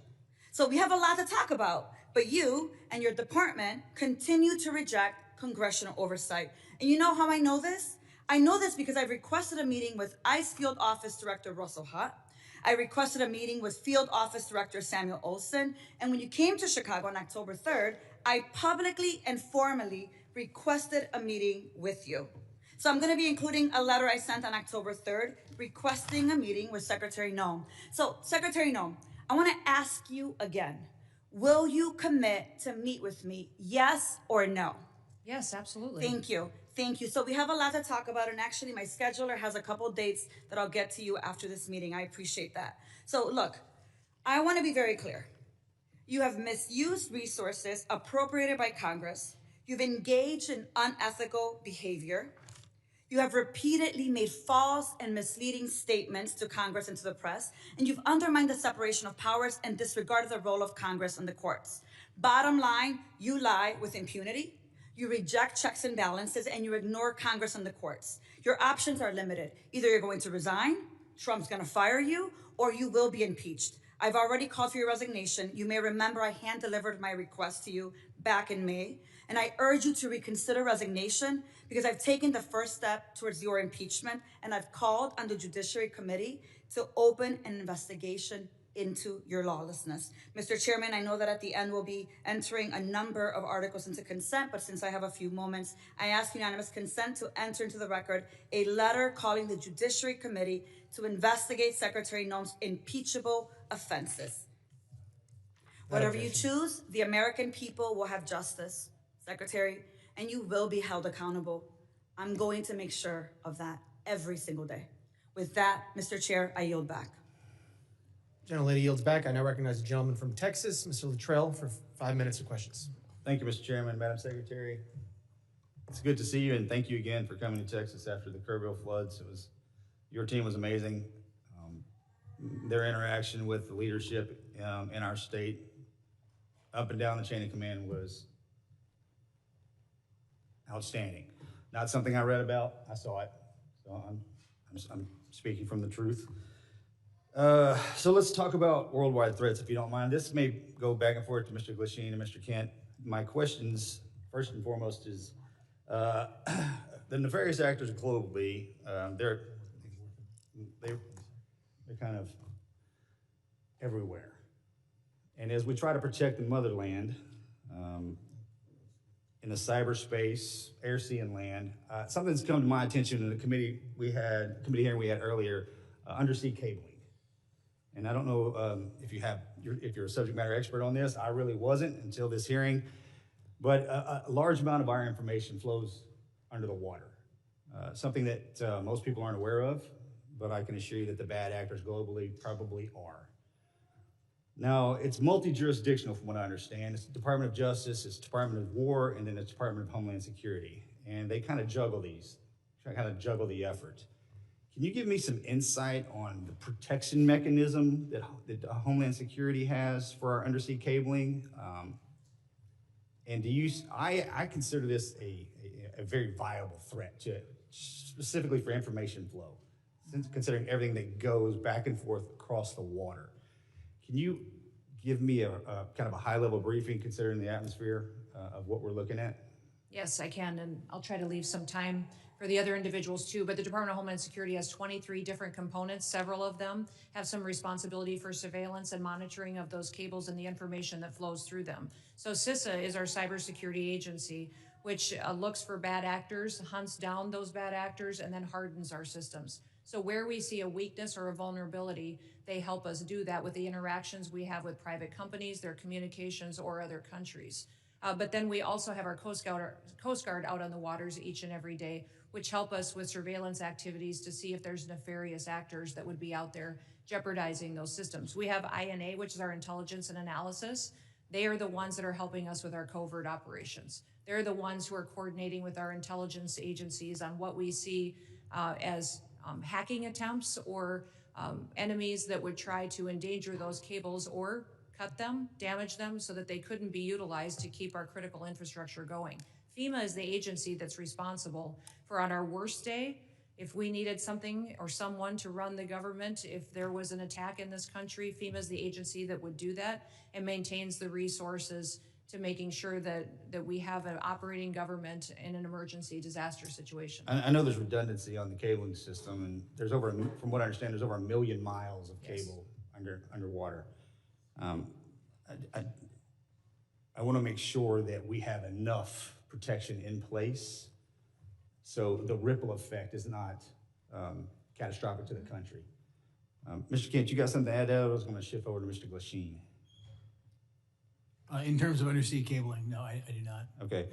Mr. Glasheen, I have a question for you. So as far as trafficking, human trafficking, drug trafficking, this always hurts me to say this, but Houston, Texas is in my district, and it is the worst city in the country for sex trafficking in the country.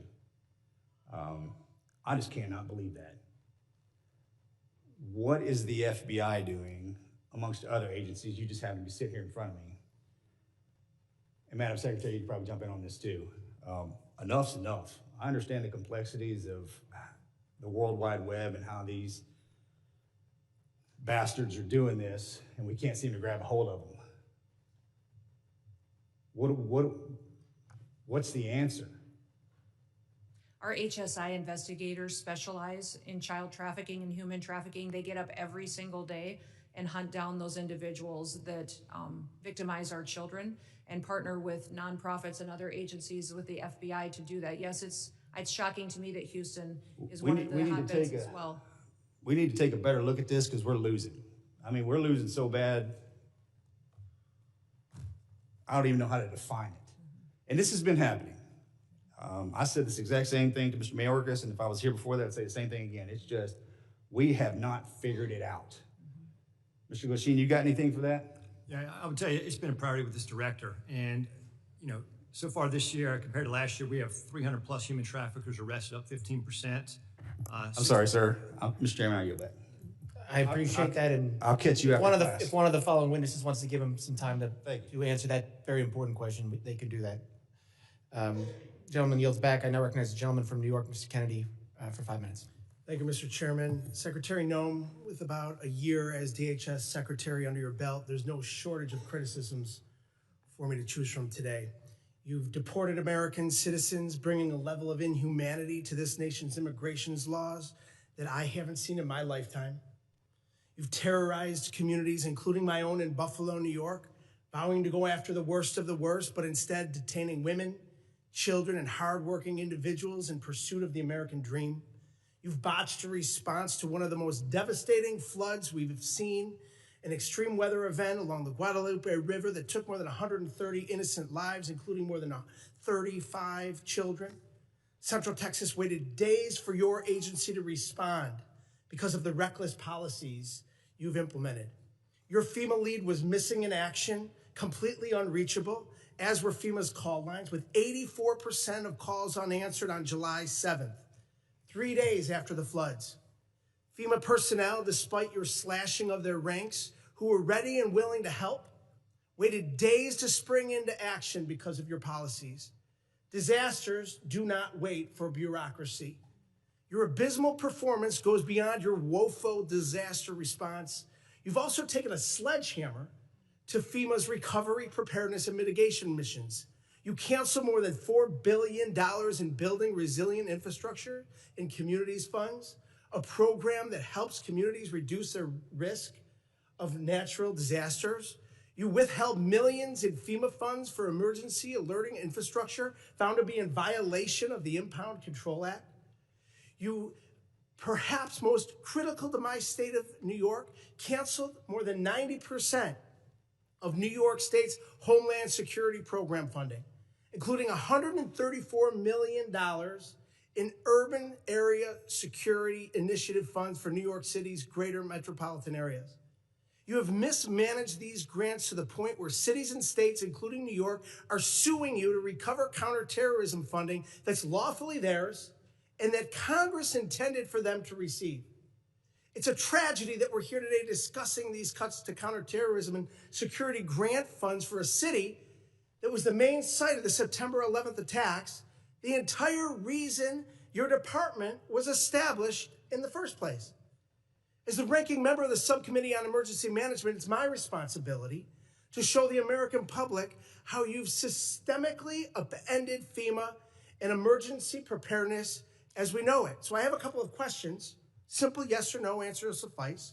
Would you agree with the national security officials' assessment that the United States has been operating in a heightened threat environment for several years now? Yes. Yes or no? Would you say New York City is susceptible to these kinds of security threats? Yes, and that's why they should spend So with New York City $440 being the million number they one had in terrorist reserves target in the that nation, the federal government gave them with to New use York to City secure being their the number, city, why I which reclaim they my did time, not with New York spend. City being the They number did not one spend the security hundreds of threat in millions this of dollars nation, they had it's to secure unconscionable their city that you and would to cut release criminals on the street each and every day. $134 million in urban area security initiative funding for the city of New York. What compels you to knowingly make our cities less safe with these funding cuts? What compels you, your mayor, and your governor to release thousands of criminals on the streets rather than to turn them over to ICE? You'd rather release Secretary Noem, a murderer out onto Secretary your Noem, street, you cut a rapist on your $134 street, million and honor our detainers. in You should funds honor our to detainers support the against violent security criminals of to get New them out York of New York City City. and the state of New York, the number one threat in this nation. In your own words, your cuts are blatantly political, callous, and outright dangerous. It's clear you have no interest in countering real threats in the homeland. While high-risk cities and disaster zones wait for help, you've devoted the past 11 months of violent raids, anti-police policies, and nonstop photo ops. You've brought shame to a department that was created after 9/11 in a time of unity to protect our people. Your failure to lead is a direct threat to the homeland security in our nation, and you should resign immediately. I yield back. Gentleman yields back. I now recognize the gentleman from Alabama, Mr. Strong, for 5 minutes of questions. Thank you, Mr. Chairman, ranking member, and members of this committee. I thank you, too, to our witnesses for being here today, for your work to protect the homeland in an increasingly complex threat environment. My question today focuses specifically on the evolving drone threat. Mr. Glasheen, the FBI's National Counter-UAS Training Center at Redstone Arsenal, is now the central hub for preparing federal, state, and local partners for drone threats at major events. What makes Redstone Arsenal such an effective location for this mission, and how does that setting support the scale of training required for World Cup, America 250, and the 2028 Olympics? Thank you for your question, Congressman. What makes Redstone a great partner for us is, one, the support that we have from Congress. Number two, the space we have there. The FBI has been in Huntsville for a long time. Huntsville also houses our Special Agent Bomb Technician Program, where we train bomb technicians, EOD professionals across the United States, and we model the counter-UAS school off of that. So that proof of concept has been in place, and we're mirroring that process to train the counter-UAS operators. Thank you. I was there for the inaugural graduation. I'm telling you, it was most impressive. I can assure you there's no other location in the country that offers the same mix of controlled airspace, testing ranges, partnered agencies, and mission infrastructure that the FBI has at Redstone Arsenal. Counter-UAS has the ability in Huntsville to jam, block, drop, intercept, and do forensics. As demand for this specialized training grows, what investment should Congress prioritize to ensure long-term stability for this mission at Redstone? I'd say yesterday, or the legislation in front of, I think, the Senate right now for the NDA, for the authorities, that'd be the first step to give us the ability to lawfully use the counter-UAS authorities. I think additionally, is just like the computer technology, it evolves with the months. And so the counter-UAS technology is going to change, so have the appropriate funding and support to stay up with that technology so we can mitigate the threats that our nation faces. Thank you. Those graduates were from all over the country, and it was most impressive. Secretary Noem, this committee has failed to thank you for your faithful service to America. The southern border is closed. Human smugglers, drug traffickers, and illegal aliens that invaded this country from more than 160 different countries are being returned to the country of their origin. Fentanyl poisonings are down more than 35%. Secretary Noem, thank you for your efforts to keep these drugs out of our country in an effort to save a generation of Americans. It's not a Republican issue. It's not a Democratic issue. It's an American issue. And I thank you.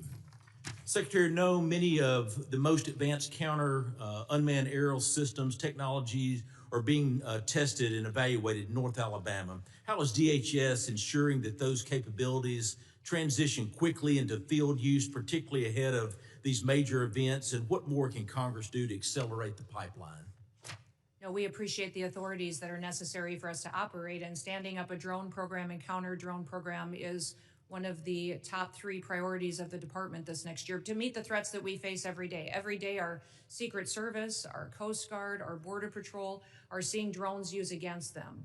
Criminals using them to surveil them, to find out law enforcement operations, and to leak them, and to put their lives in danger. So making sure that we have the ability to operate and to see far into the future and over our operations is important, but we also need the opportunity to take them down when necessary. We've seen the cartels using weaponized drones against each other. We know it's only a matter of time before we see that here on the homeland. My job is to make sure that we're prepared and that we're equipped, and to advocate to you for the authorities that we need to make that happen. Thank you. With the new counter-UAS authorities expected to be enacted as part of the National Defense Authorization Act, the next challenge is execution. What concrete steps is DHS planning to take in the coming months to ensure that these new authorities are fully operational before the FIFA World Cup, the Olympics, and America 250? And I even want to take it even further. You start looking at college football. We've got to take it even further rather than they're all large gathering events. I actually had the Secretary of Security of the Southeastern Conference before Mr. Kennedy and my committee, and it was unbelievable. On any given weekend, 8 to 10 football stadiums with greater than 90,000 people there. We must defend the home front. And I'm sorry that my time has expired, but I thank you for being before this committee today. Gentleman yields. I now recognize the gentlelady from New Jersey, Ms. McIver, for 5 minutes of questions. Thank you, Mr. Chairman and Ranking Member, for holding this hearing today. The greatest threat to the homeland right now is a Department of Homeland Security that the American people no longer trust, a department actively undermined by its own secretary. This is on you, Secretary Noem. Today's hearing is supposed to be about worldwide threats, but Madam Secretary, under your watch, the threat is coming from inside the building. Because when DHS, the department charged with keeping Americans safe, is caught breaking the law, lying to the American public, systematically dismantling oversight, fueling bigotry, and targeting vulnerable communities, trust is broken. Let's start with the basics. How can we trust your department with you at the helm? The American people deserve an answer, even if you've spent the past year dodging accountability like it's your full-time job. We need to talk about oversight. Oversight is not optional. It is not a courtesy because you feel like it. It is not something you entertain only when it's politically convenient to you.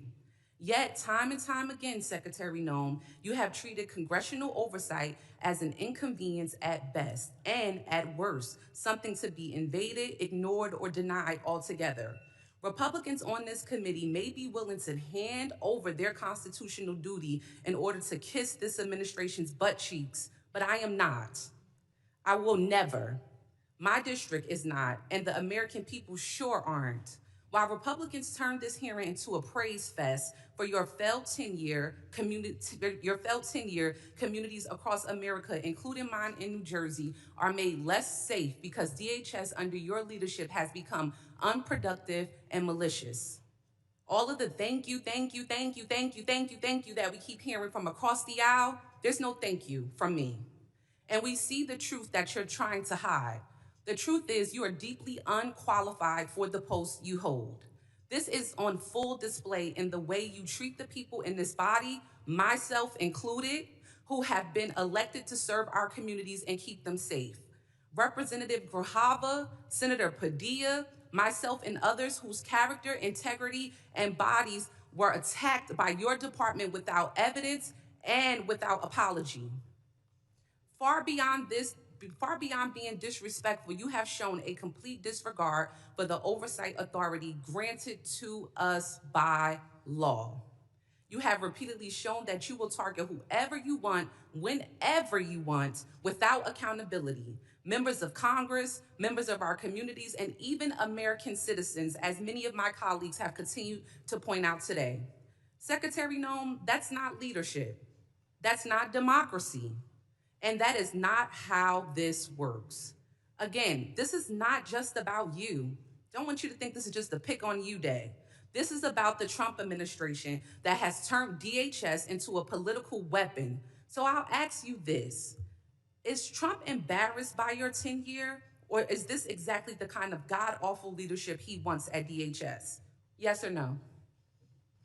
Ma'am, we've already conducted more oversight visits. No. It's a yes or no. Yes or no. Okay, Secretary Noem, this is my time to talk, not your time to talk. I reclaim my time. I reclaim my time.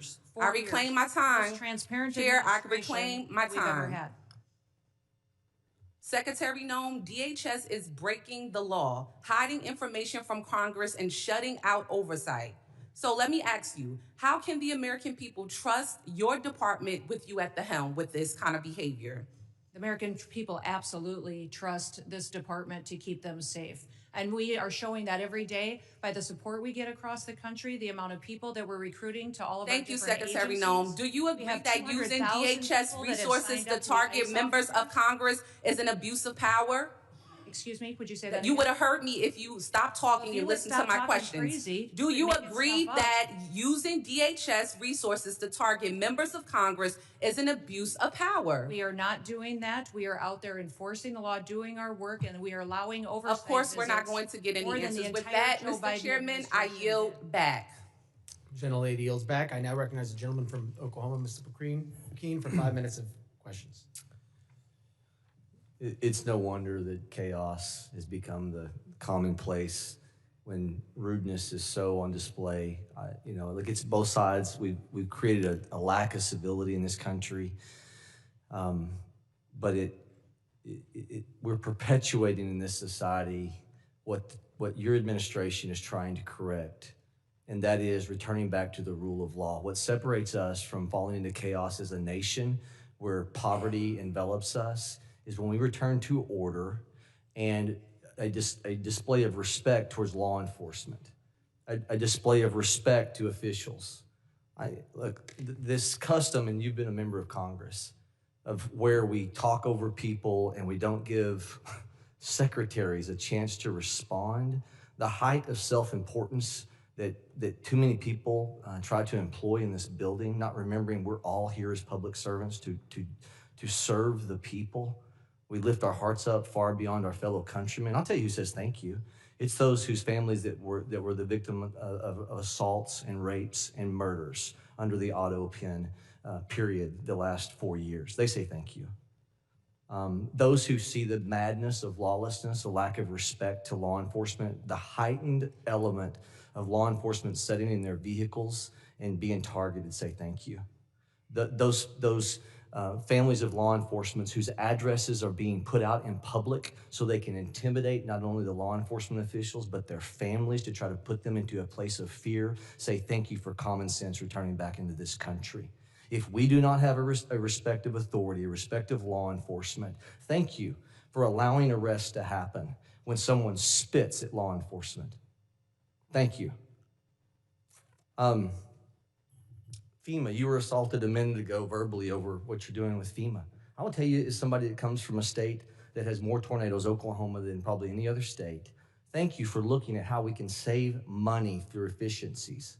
Our state would love the opportunity of what this administration is talking about, of returning power and decision-making back to states. As I've said to you before, of a person who sat on a bulldozer watching the madness of trying to comply with EPA regs that have built their way into FEMA and people's homes destroyed. And as a state lawmaker, pushing timber around on a dozer trying to comply and get taking the time off from time of exercise as a lawmaker trying to help people. And I saw the craziness of federal regulations. Thank you for looking and not taking your foot off the gas of trying to put more money back into national security from the waste that has happened through endless regs.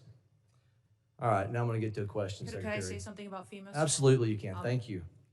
The only grants that weren't funded, the individual ones that you were talking about, mitigation ahead, were ones that were weaponized to fund the Green New Deal and for climate change. And those were redirected to true mitigation efforts. FEMA today is deploying resources 2 times faster on average than in history, which means the dollars are going out twice as fast than they ever have before. And the president, as soon as these disasters are happening, is deploying those resources to Republican and Democrat states. New Mexico, Texas, Alaska, they're all getting dollars immediately, and we're responding immediately to our people. I have to actually leave this hearing early because the FEMA Review Council is giving their report today on suggestions for changes to FEMA. and Thank I you for have not to- taking your foot off the gas I have on to that. co-chair it, but I will be leaving soon to have to go do that. But those suggestions are Republicans and Democrats coming forward with how FEMA should go forward in the future based on the president's vision for making sure that states get the chance to manage it and that local emergency managers get the chance to go and help their communities in a much more efficient way. Take those monies and let's move them to true national security through waste and inefficiencies. Where we've deployed money for snow movement. We have deployed money previously to move snow that melts. Okay, I want to just throw this open to you and Director Kent, whoever wants to take this. We have to find a balance between making sure the First Amendment is preserved at all costs, but also protecting law enforcement. The social media heightened of a hearing that the chairman held last week, great hearing.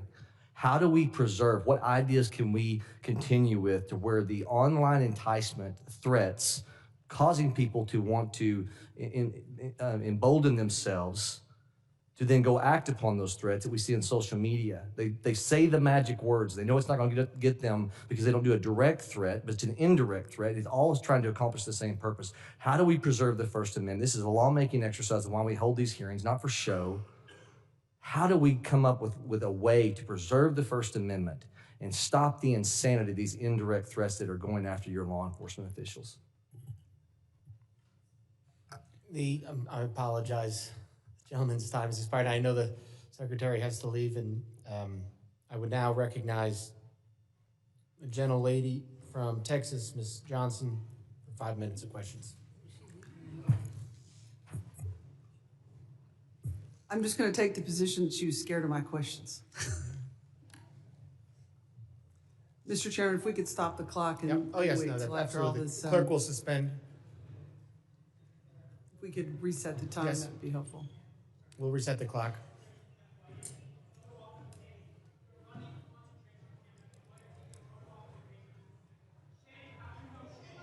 Gentlelady, prepared?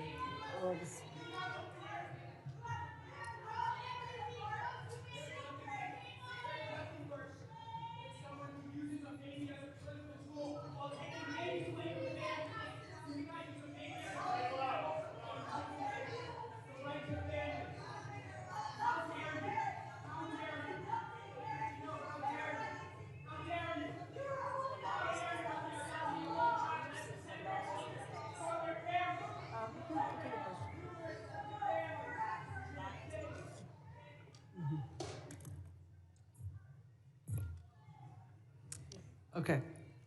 Thank you. Gentlelady's recognized. Yeah, thank you, Mr. Chairman. I just want to respond to a lot of what Secretary Noem has just testified to. And gentlemen, I have some comments that I hope you'll take back to the Secretary and to the Department. If there's anything that is clear about what is going on in this country, is that the rhetoric and fear that is happening is at an all-time escalated high. And we're all describing different aspects of it. Fear of law enforcement, fear of citizens, fear of people who are legally in this country. Because it's the rhetoric that is happening from the very top, that is being decimated down level, and that is really, really dangerous. And one of the things that the Secretary said was she is restoring the rule of law. That is absolutely not true. Because the rule of law is founded on two fundamental principles. That if you are going to be subject to a criminal arrest in this country, that there is probable cause to do so. You can't just snatch somebody walking into a coffee shop because of the color of their skin. There's no probable cause for that. And also that you will get due process. And that is not happening. And so you're seeing is an overwhelming frustration of the American people in this country, that the lack of respect and regard for the rule of law by this administration, and in particular by this secretary, is at a level that we have never seen and violates all of the constitutional norms and all of the principles of legal fairness in this country. And you're seeing that manifest itself in threats to law enforcement and bubbling over because people are frustrated. And they are channeling that frustration because the administration is not listening and is only doubling down on the rhetoric. You know, this notion that I think my colleagues highlighted that we're only going to pursue serious threats. It's just not true. I visited an ICE facility outside of Dallas, and over 70% of them were classified as the lowest threat level, as never having a criminal record at all. But yet they were there because of the color of their skin. There was not a probable cause. They're not a threat to this country. They have no criminal history at all.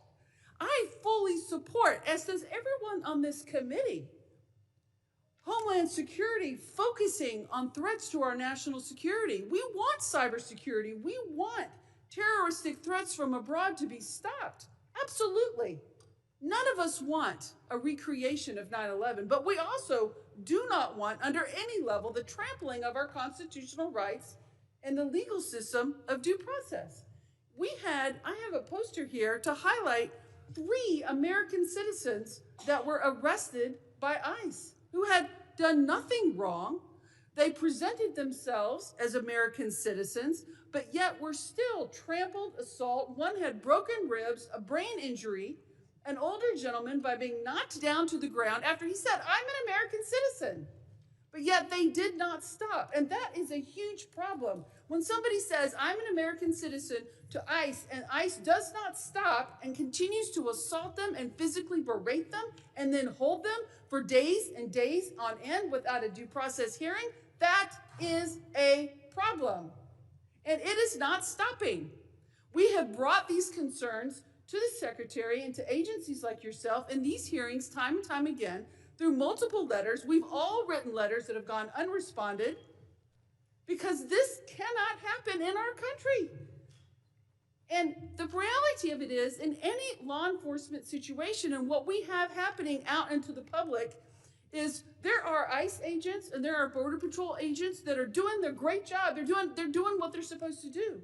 But they're also bad actors. There are people who are exceeding their authority. The power's gone to their head. The intimidation is outrageous. And there's no effort to rein them in by the FBI.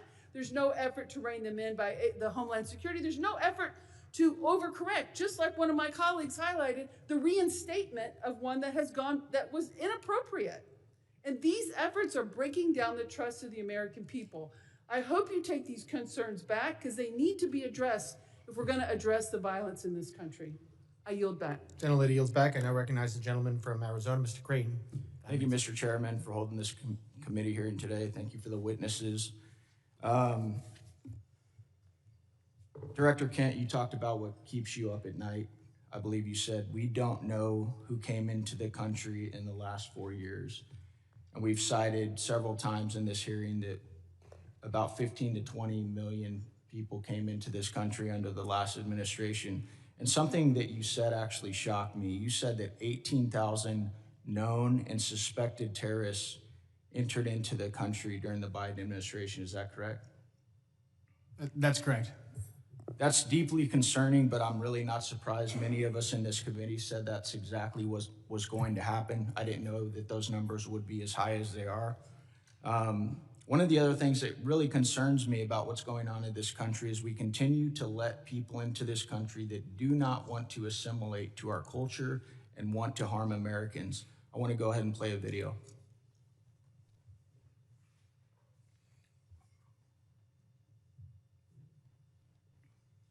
Law should be above the U.S. Constitution. Yes. Should Sharia law be over the U.S. Constitution? Yes. U.S. Constitution, which is made by people, and the Sharia law is made by Allah. So that is all the way above. That has to be definitely in the land, not for the America, for the whole world would be above. So that should be above the U.S. Constitution. Yes. Do you feel more comfortable living under American law, or do you feel more comfortable living under Sharia law? Sharia law. I'm a Muslim. I prefer Sharia law. Sharia law, yes. You prefer Sharia law over American law? Of course, yeah. They always can come with the same accusations. This speaker supports death penalty for homosexuals. This speaker supports death penalty for this crime or that he is homophobic. These are general views that every Muslim actually has.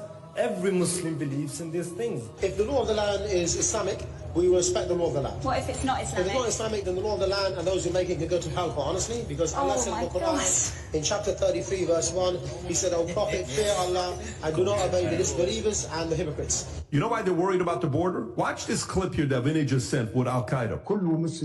I call upon every Muslim and the infidel criminal and arrogant United States. It does not matter if they're Arab, American, or other descent. I'm saying to all of them, revenge, revenge. Do not consult anyone by killing infidel Americans.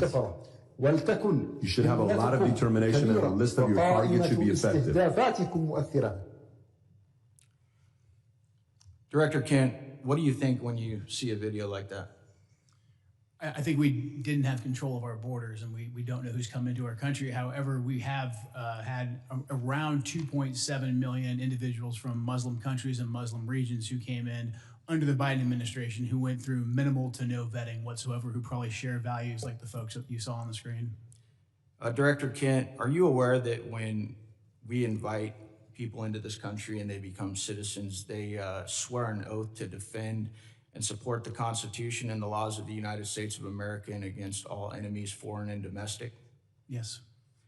What do you believe the long-term consequences will be if the United States continues admitting individuals who either openly reject assimilation into American civic culture or who falsely swear an oath to uphold the Constitution despite having no intention of honoring it? We simply won't have a country anymore as we know it. I think we can look to Europe and to the UK to see exactly where this leads. I agree 100%. Director Kent, are you aware of some of the differences between U.S. Constitution and common law interpretations of the Sharia law? I am broadly, yeah. What are the differences in your opinion, and I know you're not a doctorate on this subject, but between the First Amendment, which guarantees freedom of speech and the press, including the right to criticize religions, religious texts, and public figures without government punishment? Yeah, the freedom of speech, I think, is huge because you don't have that under Sharia law, and you also don't have the assumption of innocence under Sharia law as we do. Many interpretations of Sharia, blasphemy, criticism of the Quran or the Prophet Muhammad can be a serious offense, sometimes punishable by death. And there are many others that I don't have time to get to, but I wanted to bring that up today so that Americans understand the differences and why we need to be very careful about who we let into this country. I thank you guys for the work you do. I thank you for those underneath you working so hard to keep the American citizens and people safe. Thank you. Mr. Chairman, I yield back. Gentleman yields back, and I remind if you don't get to questions that you want to ask, you can submit them for the record. So we can do that at the end. I now recognize the gentleman from Puerto Rico, Mr. Hernandez, for 5 minutes of questions. I have some matters of interest regarding immigration and FEMA, but before that, Mr. Kent, does the Bible say anything about freedom of speech? Not a biblical scholar. I don't think it does, and I'm concerned about singling out Muslims and specific religions to talk about how their religious dogma conflicts with our laws and constitutions. I lament that Ms. Noem has had to leave early today, but I wanted to talk about the atrocities that the DHS's immigration enforcement and the pain it is causing in places like my home district of Puerto Rico. Just a few weeks ago, we witnessed ICE shove a pregnant woman. I cannot imagine, as an expecting father myself, the anxiety that that family must have gone through when they took that person to the hospital and treated her for her injuries. Also, a few weeks ago, CBP detained Aracelis Terrero from the streets of Cabo Rojo. They put her on a plane, they sent her to Texas. She was in a detention facility. She was removed from the detainee location service, and she was not allowed to contact her attorney. Ms. Terrero was a domestic violence victim who was in Puerto Rico with a legal work permit. And I wanted to ask Ms. Noem if DHS policies allow CBP agents to detain persons who are legally in the United States. I wanted to ask Ms. Noem, the legal authority behind the detention of Aracelis Terrero. I wanted to ask Ms. Noem why she was removed from the detainee location system. I wanted to ask Ms. Noem why Aracelis Terrero was not allowed to contact her attorney. Unfortunately, I predict that she would not have given us adequate answers based on the answers that she has provided to my colleagues here today. Now, I also wanted to raise a concern with Ms. Noem regarding TSA agents. In Puerto Rico, I witnessed how many TSA agents worked arduously without pay during the government shutdown, and how her announcement that they would get $10,000 as a bonus for working without pay during the pandemic actually created the opposite effect of boosting morale, because it was so selective that it excluded apparently most workers. And finally, I wanted to raise the concerns of red and blue mayors from Puerto Rico. I emphasize red and blue mayors, Republican and Democratic mayors, regarding her recent secret policy regarding transactions or grants for FEMA money that exceed $100,000. So to their surprise, they found out that grants and funding assignments exceeding $100,000 would now need to be approved by Secretary Noem. But there was no transparency regarding that rule. And we have no information regarding the application and the enforcement of that rule. And I sent her a letter with 15 other members asking those questions, and I got a letter in response that has no answers to these questions. And I wanted to urge her to reconsider this policy that is delaying aid and reconstruction funds for the people of Puerto Rico, which are still suffering 9 years after Hurricane Maria, and that this is affecting Republicans and Democrats, that reconstruction should not have a party ID, and that instead of fighting the bureaucracy, this has made the bureaucracy worse. But unfortunately, Secretary Noem left early, and we are left expecting these answers. Thank you, and with that, I yield back. The gentleman yields back. I now recognize the gentleman from Tennessee, Mr. Ogles, for 5 minutes of questions. Thank you, Mr. Chairman, and thank you to the witnesses. Let's be clear. The United States of America is safer today because of President Trump. The United States of America is the dominant predator across all landscapes because of President Trump. We have restored our status as the global leader because of President Trump. Hard stop. Now, when we look at the topic of the hearings, the objectives, there were 6 bullet points. I'm going to hit the highlights, examine the full scope of evolving threats facing the United States of America, particularly on readiness at the federal, local, and state level. Highlight the significant, number 2, significant national security gains achieved by President Donald Trump. 3, review the Trump administration's efforts to reverse the damage caused by the Biden border crisis. 4, analyze the scale and scope of cyber threats, which is my area as the chairman of the Cyber Subcommittee. 5, discuss the evolving terrorism landscape, including FTOs, HVEs, and DVEs. And 6, evaluate emerging unconventional threats. Unfortunately, my colleagues must not have read the memo, because that's not what they've talked about. They want to talk about ICE and immigration. So let's talk about that. You know, in 1965, we passed the Hart-Celler Act. Since that time, we've seen chain migration on a scale that, quite frankly, I'm not sure even the progressive liberal authors of that bill could have possibly imagined. In that amount of time, we've seen 60 million migrants come into this country, most of which, 90%, from third world countries. There are roughly 300,000 Afghans in America, 200,000 of which came under Biden. Approximately 45% of Afghans are on U.S. food stamps. Afghans under the Biden administration have an unemployment rate double that of Americans. 68% of Afghans are on Medicaid. Let's go overseas. And so if that sounds like political rhetoric, let's look at the facts.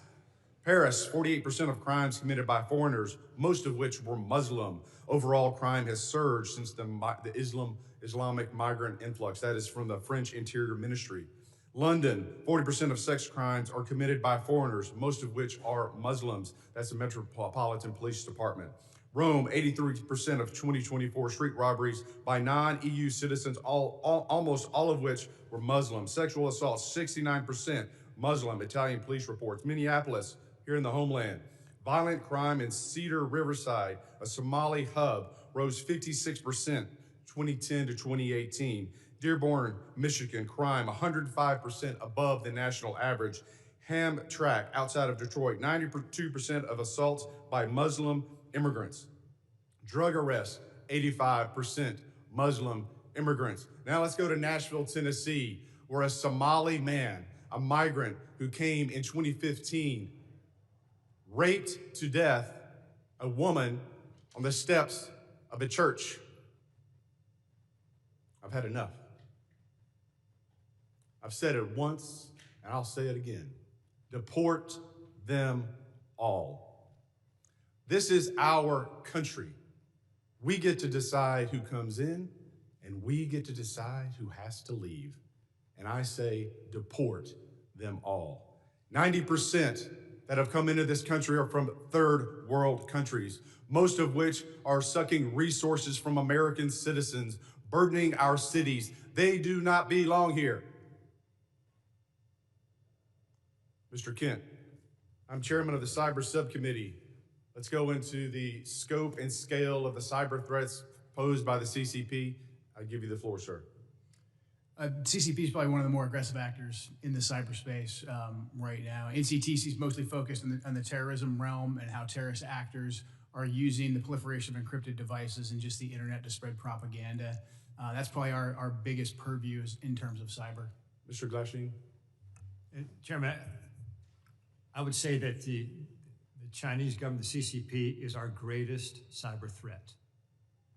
It is a full-time job, and the resources they throw at this is unbelievable.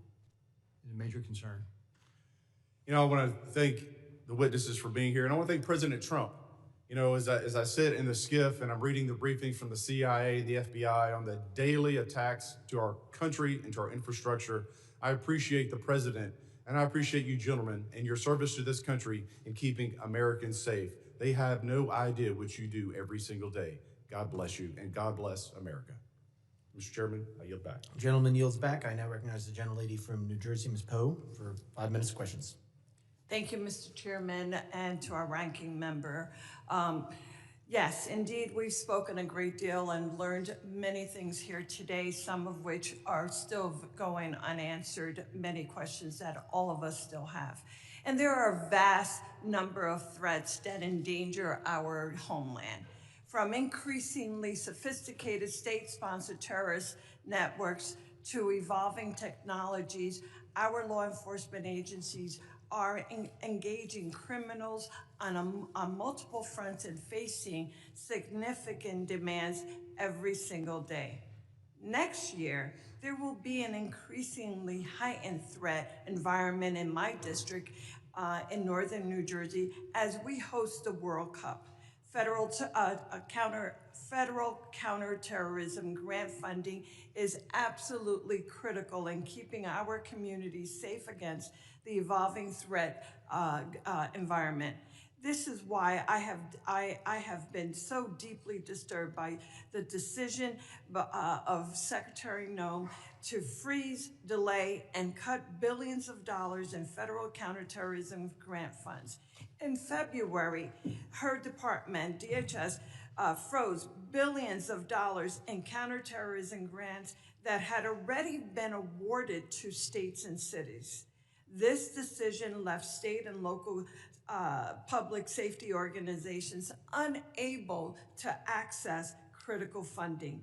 DHS then ignored legal deadlines for releasing this year's installment of the $1.5 billion for these counterterrorism programs.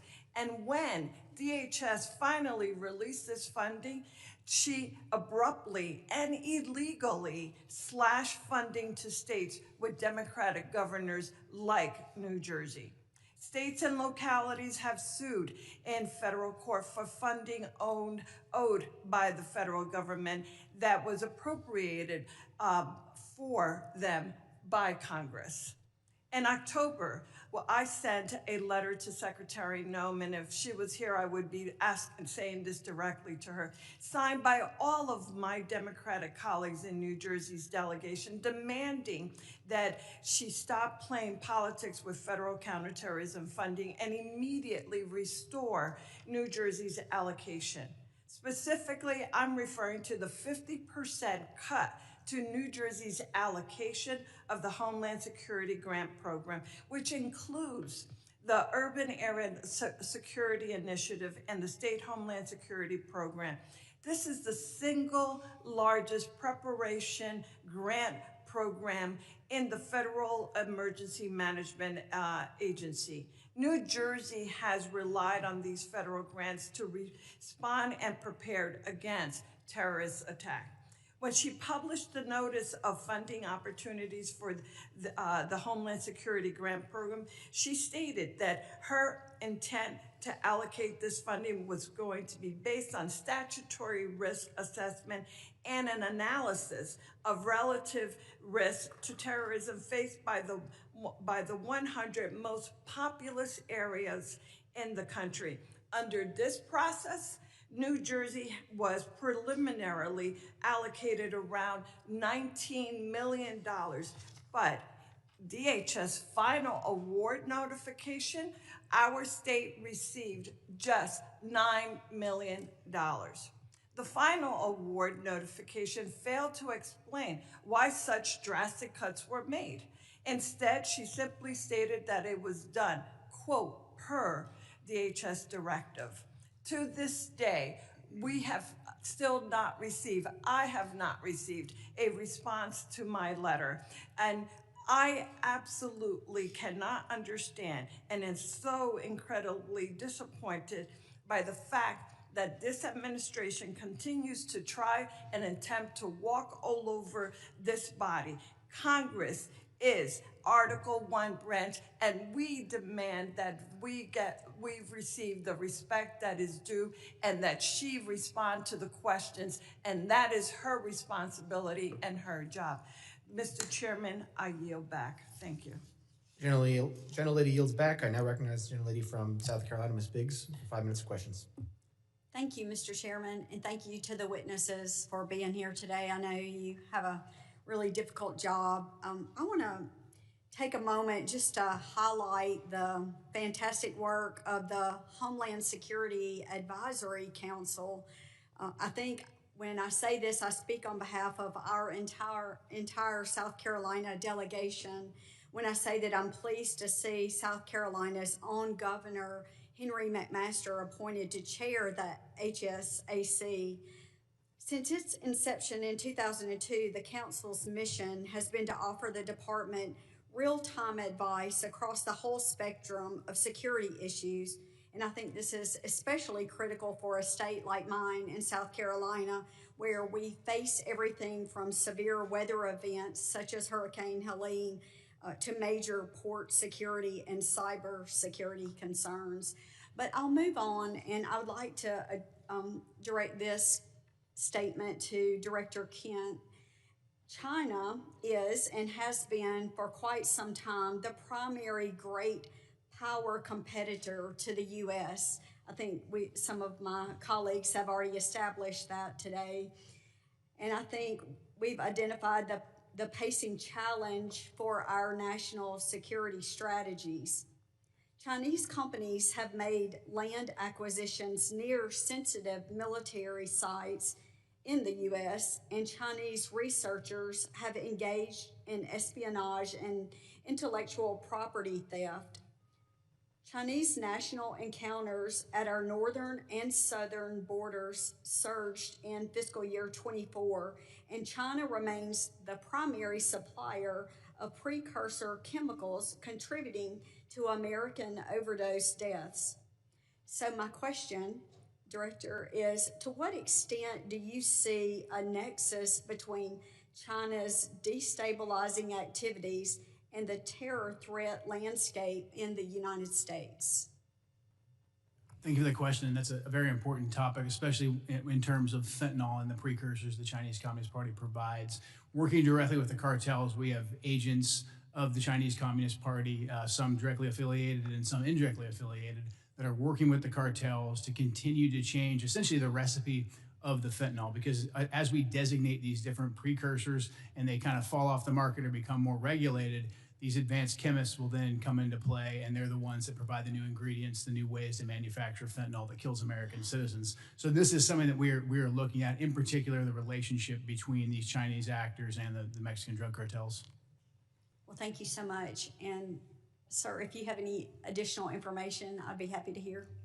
Yes, ma'am. Thanks for the opportunity. I think to your question is, if our country's destabilized, it creates a lot of vulnerabilities for us. And whether it be the fentanyl is what you're talking about here, it could definitely affect our national security. Regarding the fentanyl, one thing Director Patel recently did is we've recognized the challenge that fentanyl faces in the United States.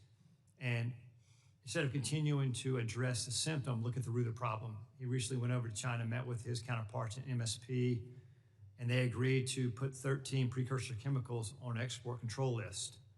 And if we can prevent the chemicals and the precursors coming to the United States or into the, Mexico or anyone that puts together the fentanyl that comes into the United States, that can have a greater effect to reduce that threat to the United States. Well, thank you so much, and I appreciate you being here and hope you realize how important your work is. And I know the district, my 3rd district of South Carolina, is counting on you to continue that hard work. I yield back, sir. Gentlelady yields back. I now recognize the gentleman from Virginia, Ms. Walkinshaw, for 5 minutes of questions. Thank you, Mr. Chairman. I regret that Secretary Noem tapped out after 2 hours, but nonetheless, I want to focus on an issue that I think is really important. The misuse of taxpayer funds and the steering of DHS funds to politically connected firms tied to the Secretary's office, while hiding that activity from the American people. Secretary Noem has been criticized by members of her own party and by the Trump administration for being slow and ineffective when Americans actually need her help. Republican Senator Tom Tillis said she was, quote, slow off the mark in getting disaster aid out the door.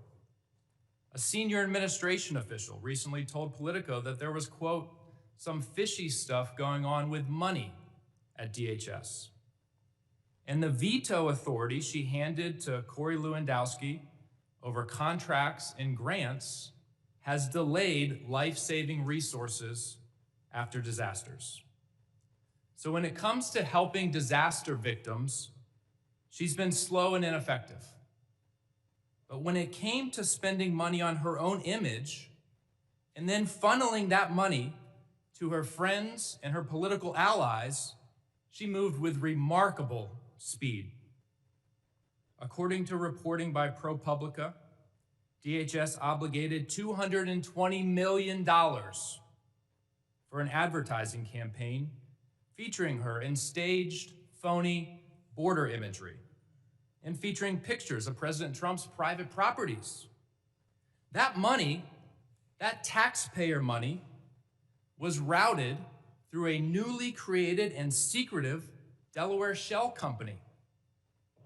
It was then secretly funneled from that shell company to a firm with direct political and personal ties to her office and her political operation. That firm is called the Strategy Group. This situation has all of the elements of political corruption. First, she invoked emergency authority to bypass competitive bidding. Second, she concealed the true destination of the money by routing it through a shell company, a red flag in any corruption investigation. Third, the firm that actually did the work, that filmed her attempting to herd cattle, has documented political and personal ties to the Secretary and her senior leadership. Fourth, her directive requiring personal approval of all contracts over $100,000 concentrated power in the hands of the very people tied to the firm that secretly received the work, her and Mr. Lewandowski. At the exact time this contract was executed, DHS was diverting investigators and resources away from child exploitation, away from child trafficking, away from illegal gun smuggling, yet somehow she found nearly $250 million to promote herself, and the money flowed to her political allies. A federal contracting law expert, quoted in ProPublica, summarized it plainly. It's corrupt is the word. That's what I would have liked to ask the Secretary about today. I would have asked if she personally approved the money that flowed to her political and personal allies. I would have asked if whether when she was governor of South Dakota in 2023 and the same firm got $8.5 million of taxpayer money, whether she steered the money to them. Because an official in her administration said she did. That's what I would have asked her. But she had to leave early. Mr. Glasheen, are you familiar with the Proud Boys? I'm familiar with the name, yeah, Proud Boys. Okay. Does the FBI still designate the Proud Boys as an extremist organization? They did in 2018 in President Trump's first term. We are in the process right now of changing our categories for domestic terrorism. So they're no longer designated as an extremist organization. The FBI designated them an extremist organization in 2018. Has that changed? I'm not aware that they did that. It's all over the media, sir. It's widely reported. Can you get back to me on that? Sure will. All right, thank you. Gentleman yields back. I now recognize gentleman from North Carolina who's not for 5 minutes of questions. Thank you, Mr. Chairman. Before I go into my line of questioning, it's worth notice that the previous administration labeled Catholic churches and charities as domestic terrorists, and there was no outrage about that from the other side of the aisle.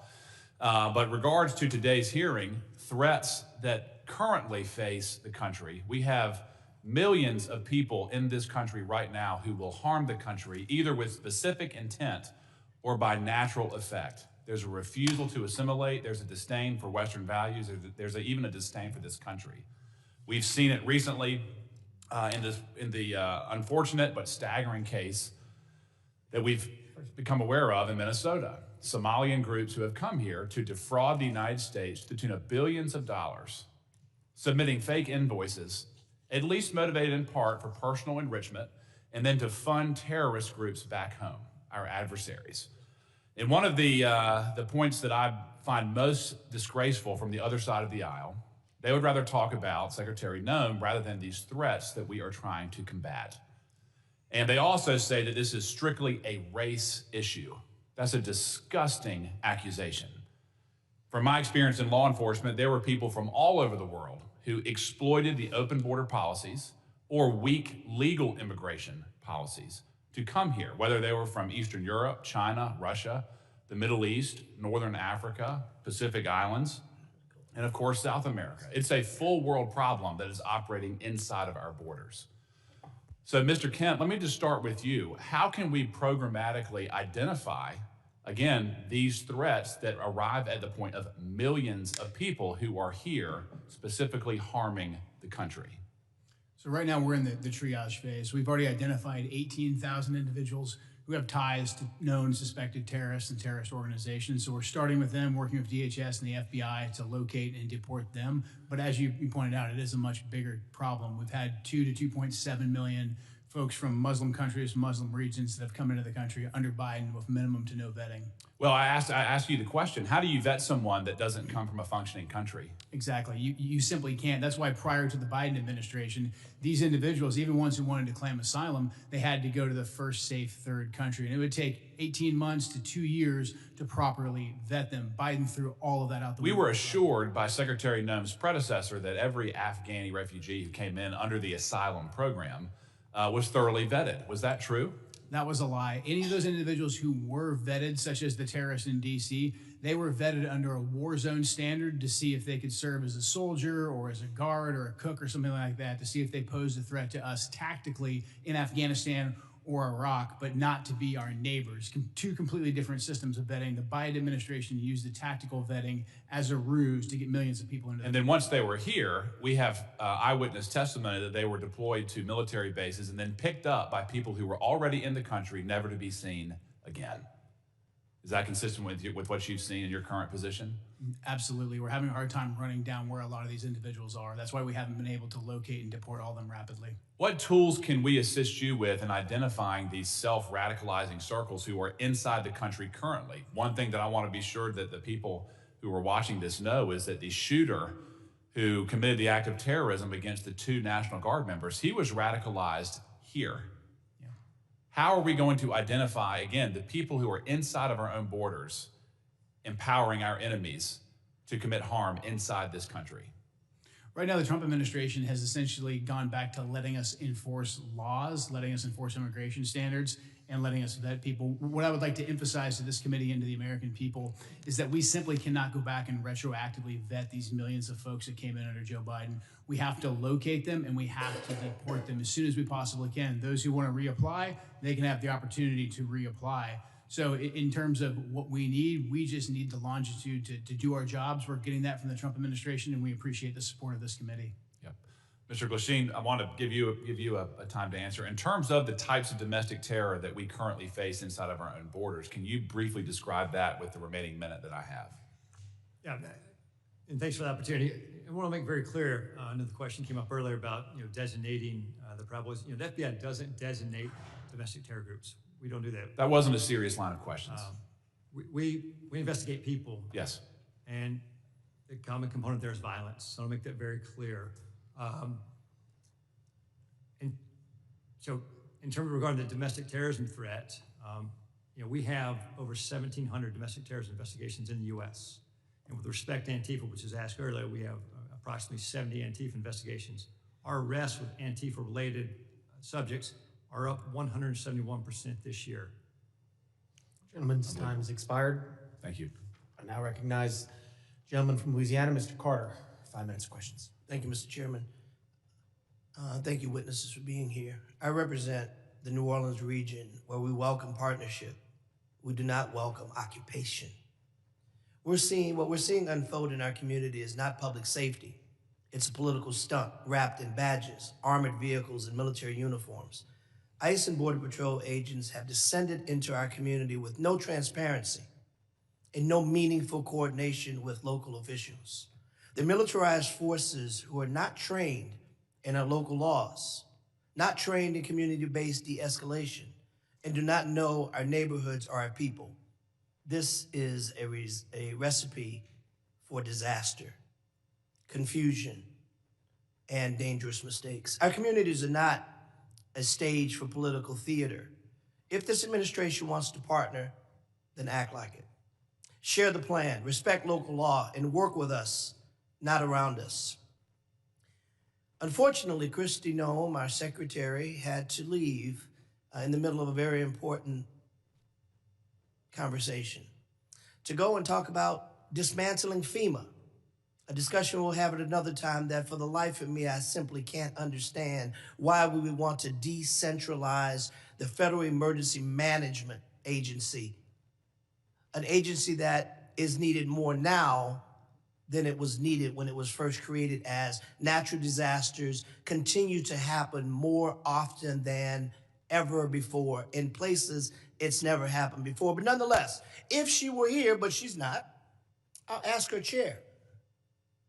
Secretary Noem, I recently stood with local elected leaders from the city of New Orleans and our mayor-elect, Helena Moreno, as they urged DHS agents to commit to transparency, due process protections, identifiable federal agents, safeguards against discriminatory enforcement, and humanitarian protections. I would ask her if she were here, but she isn't. Ma'am, will you commit your department to uphold these values during the current operation in Louisiana? Apparently they aren't doing that, but because I know both of you are capable of answering this question and are in fact civil servants that have demonstrated in your career that you do understand transparency, that you do understand the Constitution. So I'll ask you the question, do you think this request from our mayor-elect in New Orleans is a reasonable one? Is it reasonable to ask that agents commit to transparency, due process protections, identifiable agents, and safeguards against discriminatory enforcements? Yes or no? Do you think that's a reasonable ask? Yes or no? Is that reasonable? Sounds reasonable, yeah. Thank you. Do you think it's reasonable, sir? Sounds reasonable. Thank you. Secretary Noem, the masked officers you sent into the streets of New Orleans are attempting to arrest and abduct and detain anyone that looks like a migrant. I got to ask the question, what does a migrant look like? Do you know what a migrant looks like, sir? Yes. Can you define what a migrant looks like to you? I cannot. Thank you. Can you tell me what you think a migrant looks like? These are targeted raids. Can you tell me what they look like? Yeah, you have to stop them. You have to check their identification. Okay, but can you tell me if you were describing to me as a new $50,000 bonused ICE agent, what does a migrant look like? You would stop and you would ask them for ID, and you'd be on an intelligence-driven operation, which is what these ICE raids are. They're intelligence. But if you were to say a guy's wearing a red shirt, you would say the guy's wearing a red shirt and a purple baseball hat. You would be able to give that description. But can you give a description of what a migrant looks like? Can you give a description of what a migrant looks like? We need to deploy ICE officers to stop people and ask them, and they go on intelligence. I reclaim my time. You clearly don't want to answer my question, and that's unfortunate because the American people want to know these answers. We want to know. I've got a quick video I want to show before my time runs. Please. Look at this. This is a stunning video from Louisiana. You hear that woman cry out. She's a 23-year-old running down the street away from the masked agents who are chasing her, repeating that she is a U.S.-born citizen, saying... Stop. This is a United States citizen who's running away from ICE agents who, when she gets to her house and her husband comes out, they stop the chase. They clearly weren't chasing her for that. They appear to have been doing something nefarious. You know why we can't tell the difference? Because they wear masks and they don't identify themselves as agents. That's a problem, Mr. Gentleman's time's expired. I recognize the gentleman from Tennessee, Mr. Van Epps, for 5 minutes of questions. Thank you, Mr. Chairman. Thank you to the Secretary and gentlemen. Thank you for being here today at this critical hearing. I'm honored to be here at my very first hearing as the newest member of Congress. And I've had the privilege to serve this country for over 20 years in uniform, first as an active duty U.S. Army helicopter pilot with service with the 160th Special Operations Aviation Regiment, and currently serving in the Tennessee Army National Guard. And I'm honored to continue the mission from a new post with this distinguished committee. To our witnesses today, allow me to begin by expressing my appreciation for the work you all do, for the work your teams do, the work that President Trump and this administration does to ensure the safety and security of our great nation. I have just a couple of questions focused on emerging AI-enabled threats. Adversaries are already using AI to identify exploitable vulnerabilities within systems and networks and generate cyber intrusion plans far faster than traditional cyber tools. Mr. Glasheen, sir, foreign cyber actors are increasingly using AI to refine malware, automate phishing, and sift large volumes of stolen data. What additional cooperation or coordination between the FBI, DHS, and companies within the private sector would most improve early detection of AI-enabled intrusions? Or if you would just like to comment on this matter generally. No, I appreciate that opportunity. AI is a continued challenge right now. I think the relationships we have right now with government, private industry are strong right now with respect to any type of malware, ransomware. I think the CISA 2015 authorization that gives us the authorities, that's critical for the future success of that. And I think for the ongoing partnerships, I mean, the key piece here is that relationship with private sector, private industry. So we just continue to reinforce that. Thank you, sir. Director Kent, anything further you'd like to add on that from? No, AI is something we're closely monitoring. I mean, the ability for terrorists to breach language barriers and also to inspire people to conduct attacks and then give them AI-specific instructions, something we're monitoring carefully and very concerned about. Thank you, sir. Thank you both. I know you both spent your entire careers defending this country and greatly appreciate that, your service and sacrifice. Mr. Chairman, I yield back. Will the gentleman yield? Mr. Van Epps, can I have your time? Yes, sir.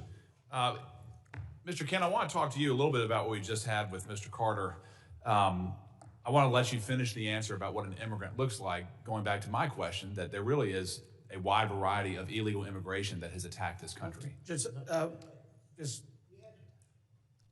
the gentleman yield to the gentleman? Yes, sir. Okay, so this is the correct time that the gentleman had left? Yes. Okay, the gentleman's recognized the remainder of Thank you. Time. If you want to finish your answer, I'd be happy to yield you the time. Thank you. He answered it. He said he didn't know. We've had 15 to 20 million illegals come into this country since Joe Biden took office. And so we have to stop individuals and we have to ask them for identification to determine if they are here legally. That's what you're seeing in those ICE raids. And in regards to the toll that illegal immigration has taken on this country, are you aware, sir, that in the last 25 years, more Americans have died because of drug overdoses than the entire country's military combat history? Yes. 250 years of military casualties is about 10% less than the overall deaths of the last 25 years of drug overdoses. Are you aware of that? I'm aware of that, and that's why I was glad to see President Trump designate the cartels that bring that poison into the country and kill hundreds of thousands of Americans, designate them as terrorists so we could stop them and aggressively target them. Does fentanyl discriminate on race? It does not. Or does it affect every single person, every single community, every single neighborhood that it enters? Every single person, yes, absolutely. I find it quite alarming that we do not have even a minuscule percentage of the outrage that we have seen from the other side of the aisle as it relates to the plight that Americans have undergone because of illegal immigration and its harms than we do today when you all are trying to enforce the law. From our side of the aisle, again, I thank you. I hope you'll come back. This is a worthwhile conversation. It's a needed conversation. And Mr. Chairman, I yield back. Gentleman yields back to Mr. Van Epps. Mr. Van Epps, do you yield? Mr. Chairman, I yield. Gentleman yields. I now recognize gentleman from Colorado, Mr. Evans, for 5 minutes of questions.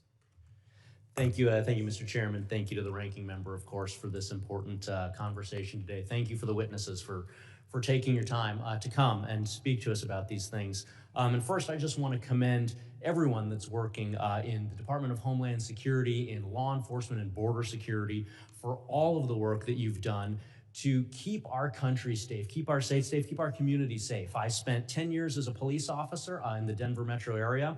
I was in the U.S. Army and the Colorado Army National Guard for 12 years to include a combat deployment overseas to the Middle East as part of the global war on terror. And those experiences, coupled with what's happening in Colorado, have shown me how critically important this hearing is on global threats and things that are happening around the country and around the world, because we know the numbers. We know that every 15 days under the previous administration, more Americans lost their lives due to drugs, with most of that being fentanyl, than were killed in the entirety of the September 11th terrorist attacks. Somewhere around 400,000 Americans died under the previous administration as a result of the poison that's coming into our communities from these cartels, these organized criminals, these foreign terrorist organizations, and again, killing more people than Al-Qaeda could have ever dreamed of killing on American soil. And I saw it as a cop, I saw it as a soldier, and so I'm incredibly thankful for all of the work that's been done to secure our border and to crush these cartels, these criminals, these terrorist organizations.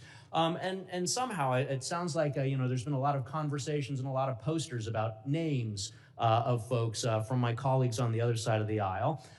As cops, we all know this, we have what we call in cop slang the Book of the Dead. All of the bad things that you see as a cop And so I don't have a poster up here because I don't want to traumatize the public with the things that I had to see and that my brothers and sisters had to see during my 10 years in law enforcement. But it's the names and faces of some of those 400,000 Americans who died as a result of this poison coming into our community, peddled by cartels and drug dealers and traffickers. And it's names. One of my constituents that was with me here on Capitol Hill earlier this year, Liz Hardy, lost a daughter, Brooke Hardy, to fentanyl. And so I'm going to say those names. And I'm going to remind folks that there are 400,000 other names out there of people who were killed by terrorists peddling this poison in our community. In Colorado, since 2020, Colorado has lost over 7,000 lives. At times, Colorado has had the second highest overdose rate of teenagers in the country. And so I am absolutely thrilled that we've been able to work together to secure the border and to go target these worst of the worst individuals here. And so to Director Kent, can you just talk about how cartels are adapting their drug and human trafficking methods in response to the new border security and the new focus and emphasis on getting these people out of our community? And what sort of resources do you need from Congress to continue disrupting? We all know action, reaction. We do something to keep Americans safe. The cartels react to that. What sort of things do you need from Congress so that we can continue to stay one step ahead and not have another 400,000 dead Americans? It's a great question. Because President Trump and Secretary Noem decisively secured the border, a lot of the fentanyl smuggling and drug smuggling is moving to the maritime environment on both coasts, whether that's in the Gulf of America, the Caribbean, or in the Pacific. So we're going to need a good deal more ISR, intelligence, surveillance, and reconnaissance platforms to cover that big and broad space so we can pick up these drug boats and take them off the battlefield. Thank you so much for that. So in addition to being a cop and a soldier for a combined 22 years, I am the only Latino from the Colorado delegation here in Washington, D.C., my district, 40% Hispanic. And so I am a little bit disappointed that the secretary left early because I wanted to make it clear that my Hispanic community also supports getting these drug dealers, these criminals out of our community because the Hispanic community suffers as well. But I also wanted to talk about, as we used to say in the military and law enforcement, you got to play the hand you're dealt, not the hand you wish you had.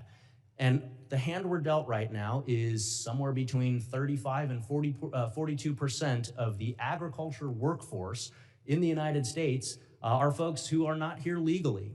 And so as we're having this conversation around border security and deportations, I just wanted to have a little bit further exploration around how do we make sure that we protect our national security, because we know that national security starts with food security. If we can't eat, we can't do any of the other things that we're talking about here today. And so continuing that conversation around how we strike that appropriate balance to make sure that we are supporting our farmers and so many other industries with some of those numbers that I've mentioned. So I can see that my time has expired. Yield back to the chairman. Gentleman yields back, and I appreciate the members for being here. I now want to entertain any of those unanimous consents. The gentlelady is recognized. Thank you. I ask unanimous consent to include into the record an article by ProPublica from October 16, 2025, entitled, "We found that more than 170 U.S. citizens have been held by immigration agents. They've been kicked, dragged, and detained for days." I'd also would like to add an article by NBC News from December 7, 2025, entitled, "ICE has arrested nearly 75,000 people with no criminal records, data shows," and the letter that I sent on October 3rd requesting a meeting with Secretary Noem. Without objection. Can I do one more? I'd also ask for unanimous consent to enter into the record an article from USA Today, December 2nd, titled, "Trump Pardons Cocaine Kingpin Who Ruled Honduras." Without objection. Thank you. And last one, I'd like unanimous consent to be entered into the record a letter dated today, December 11th, after the conversation with the Secretary, with dates of availability in order to be able to meet with Secretary Noem.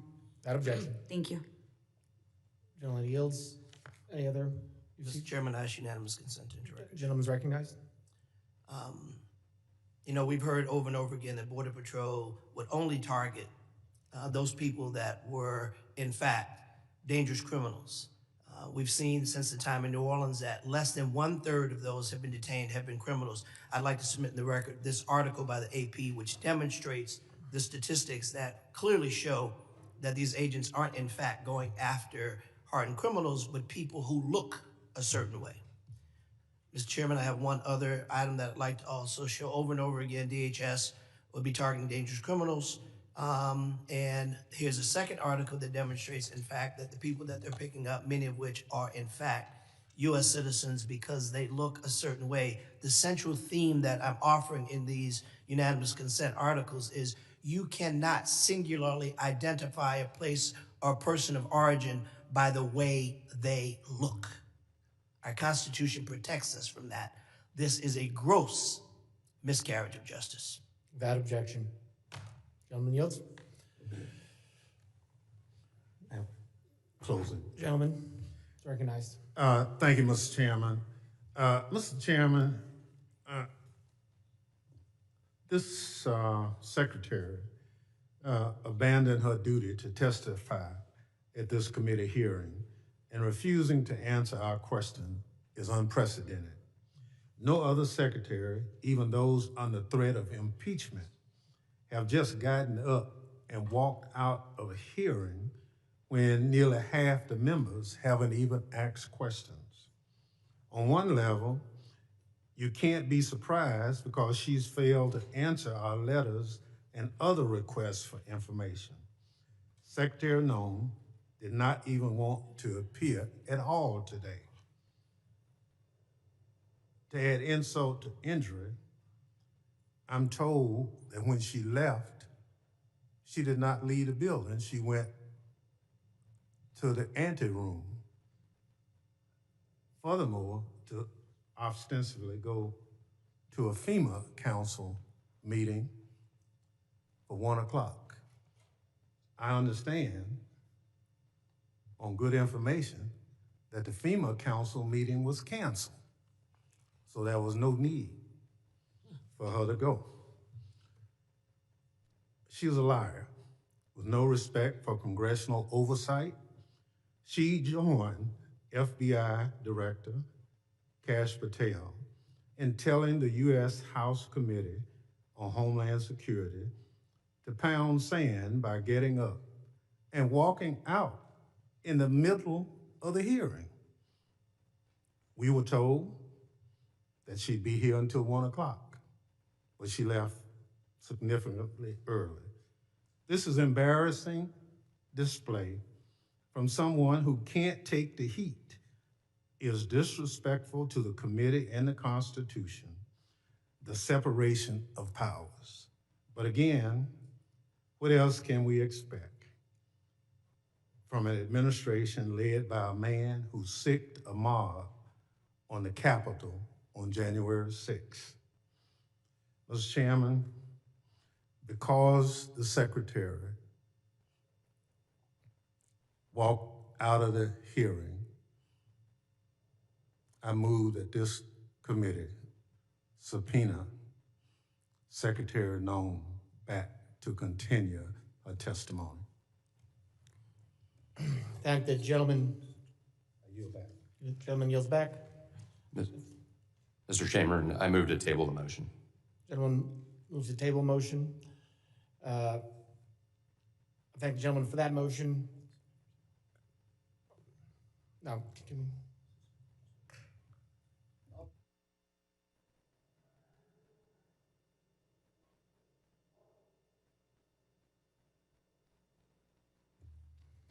The hearing has ended.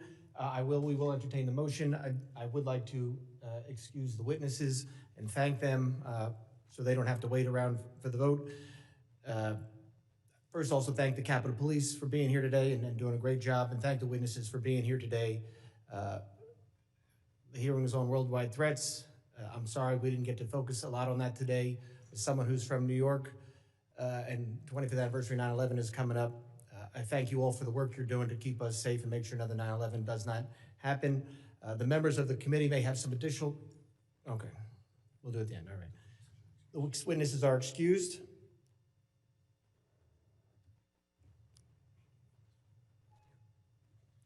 And on the motion to table, all those in favor say aye. Aye. Aye. All those opposed? Nay. The ayes have it. Mr. Chairman. Yes. I guess we're gonna have to ask for a recorded vote on that. A recorded vote has been requested. The clerk will prepare the roll.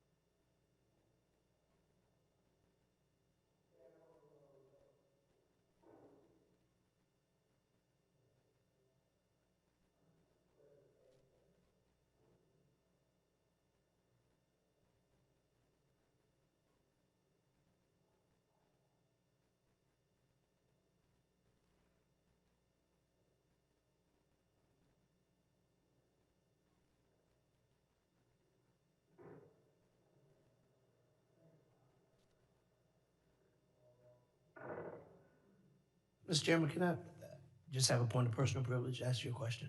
It's an easy one. It's a statement. It's a point of personal privilege.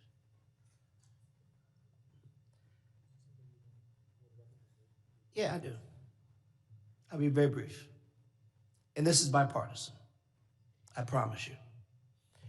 I think the fact that the secretary left prematurely is not only a disrespect to you as chair, but to the entire body.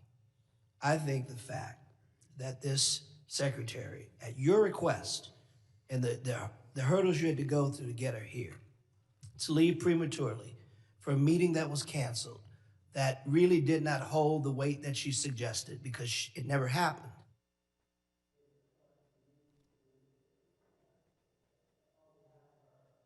Somebody turned me off.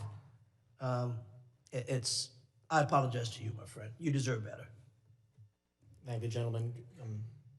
Yield back.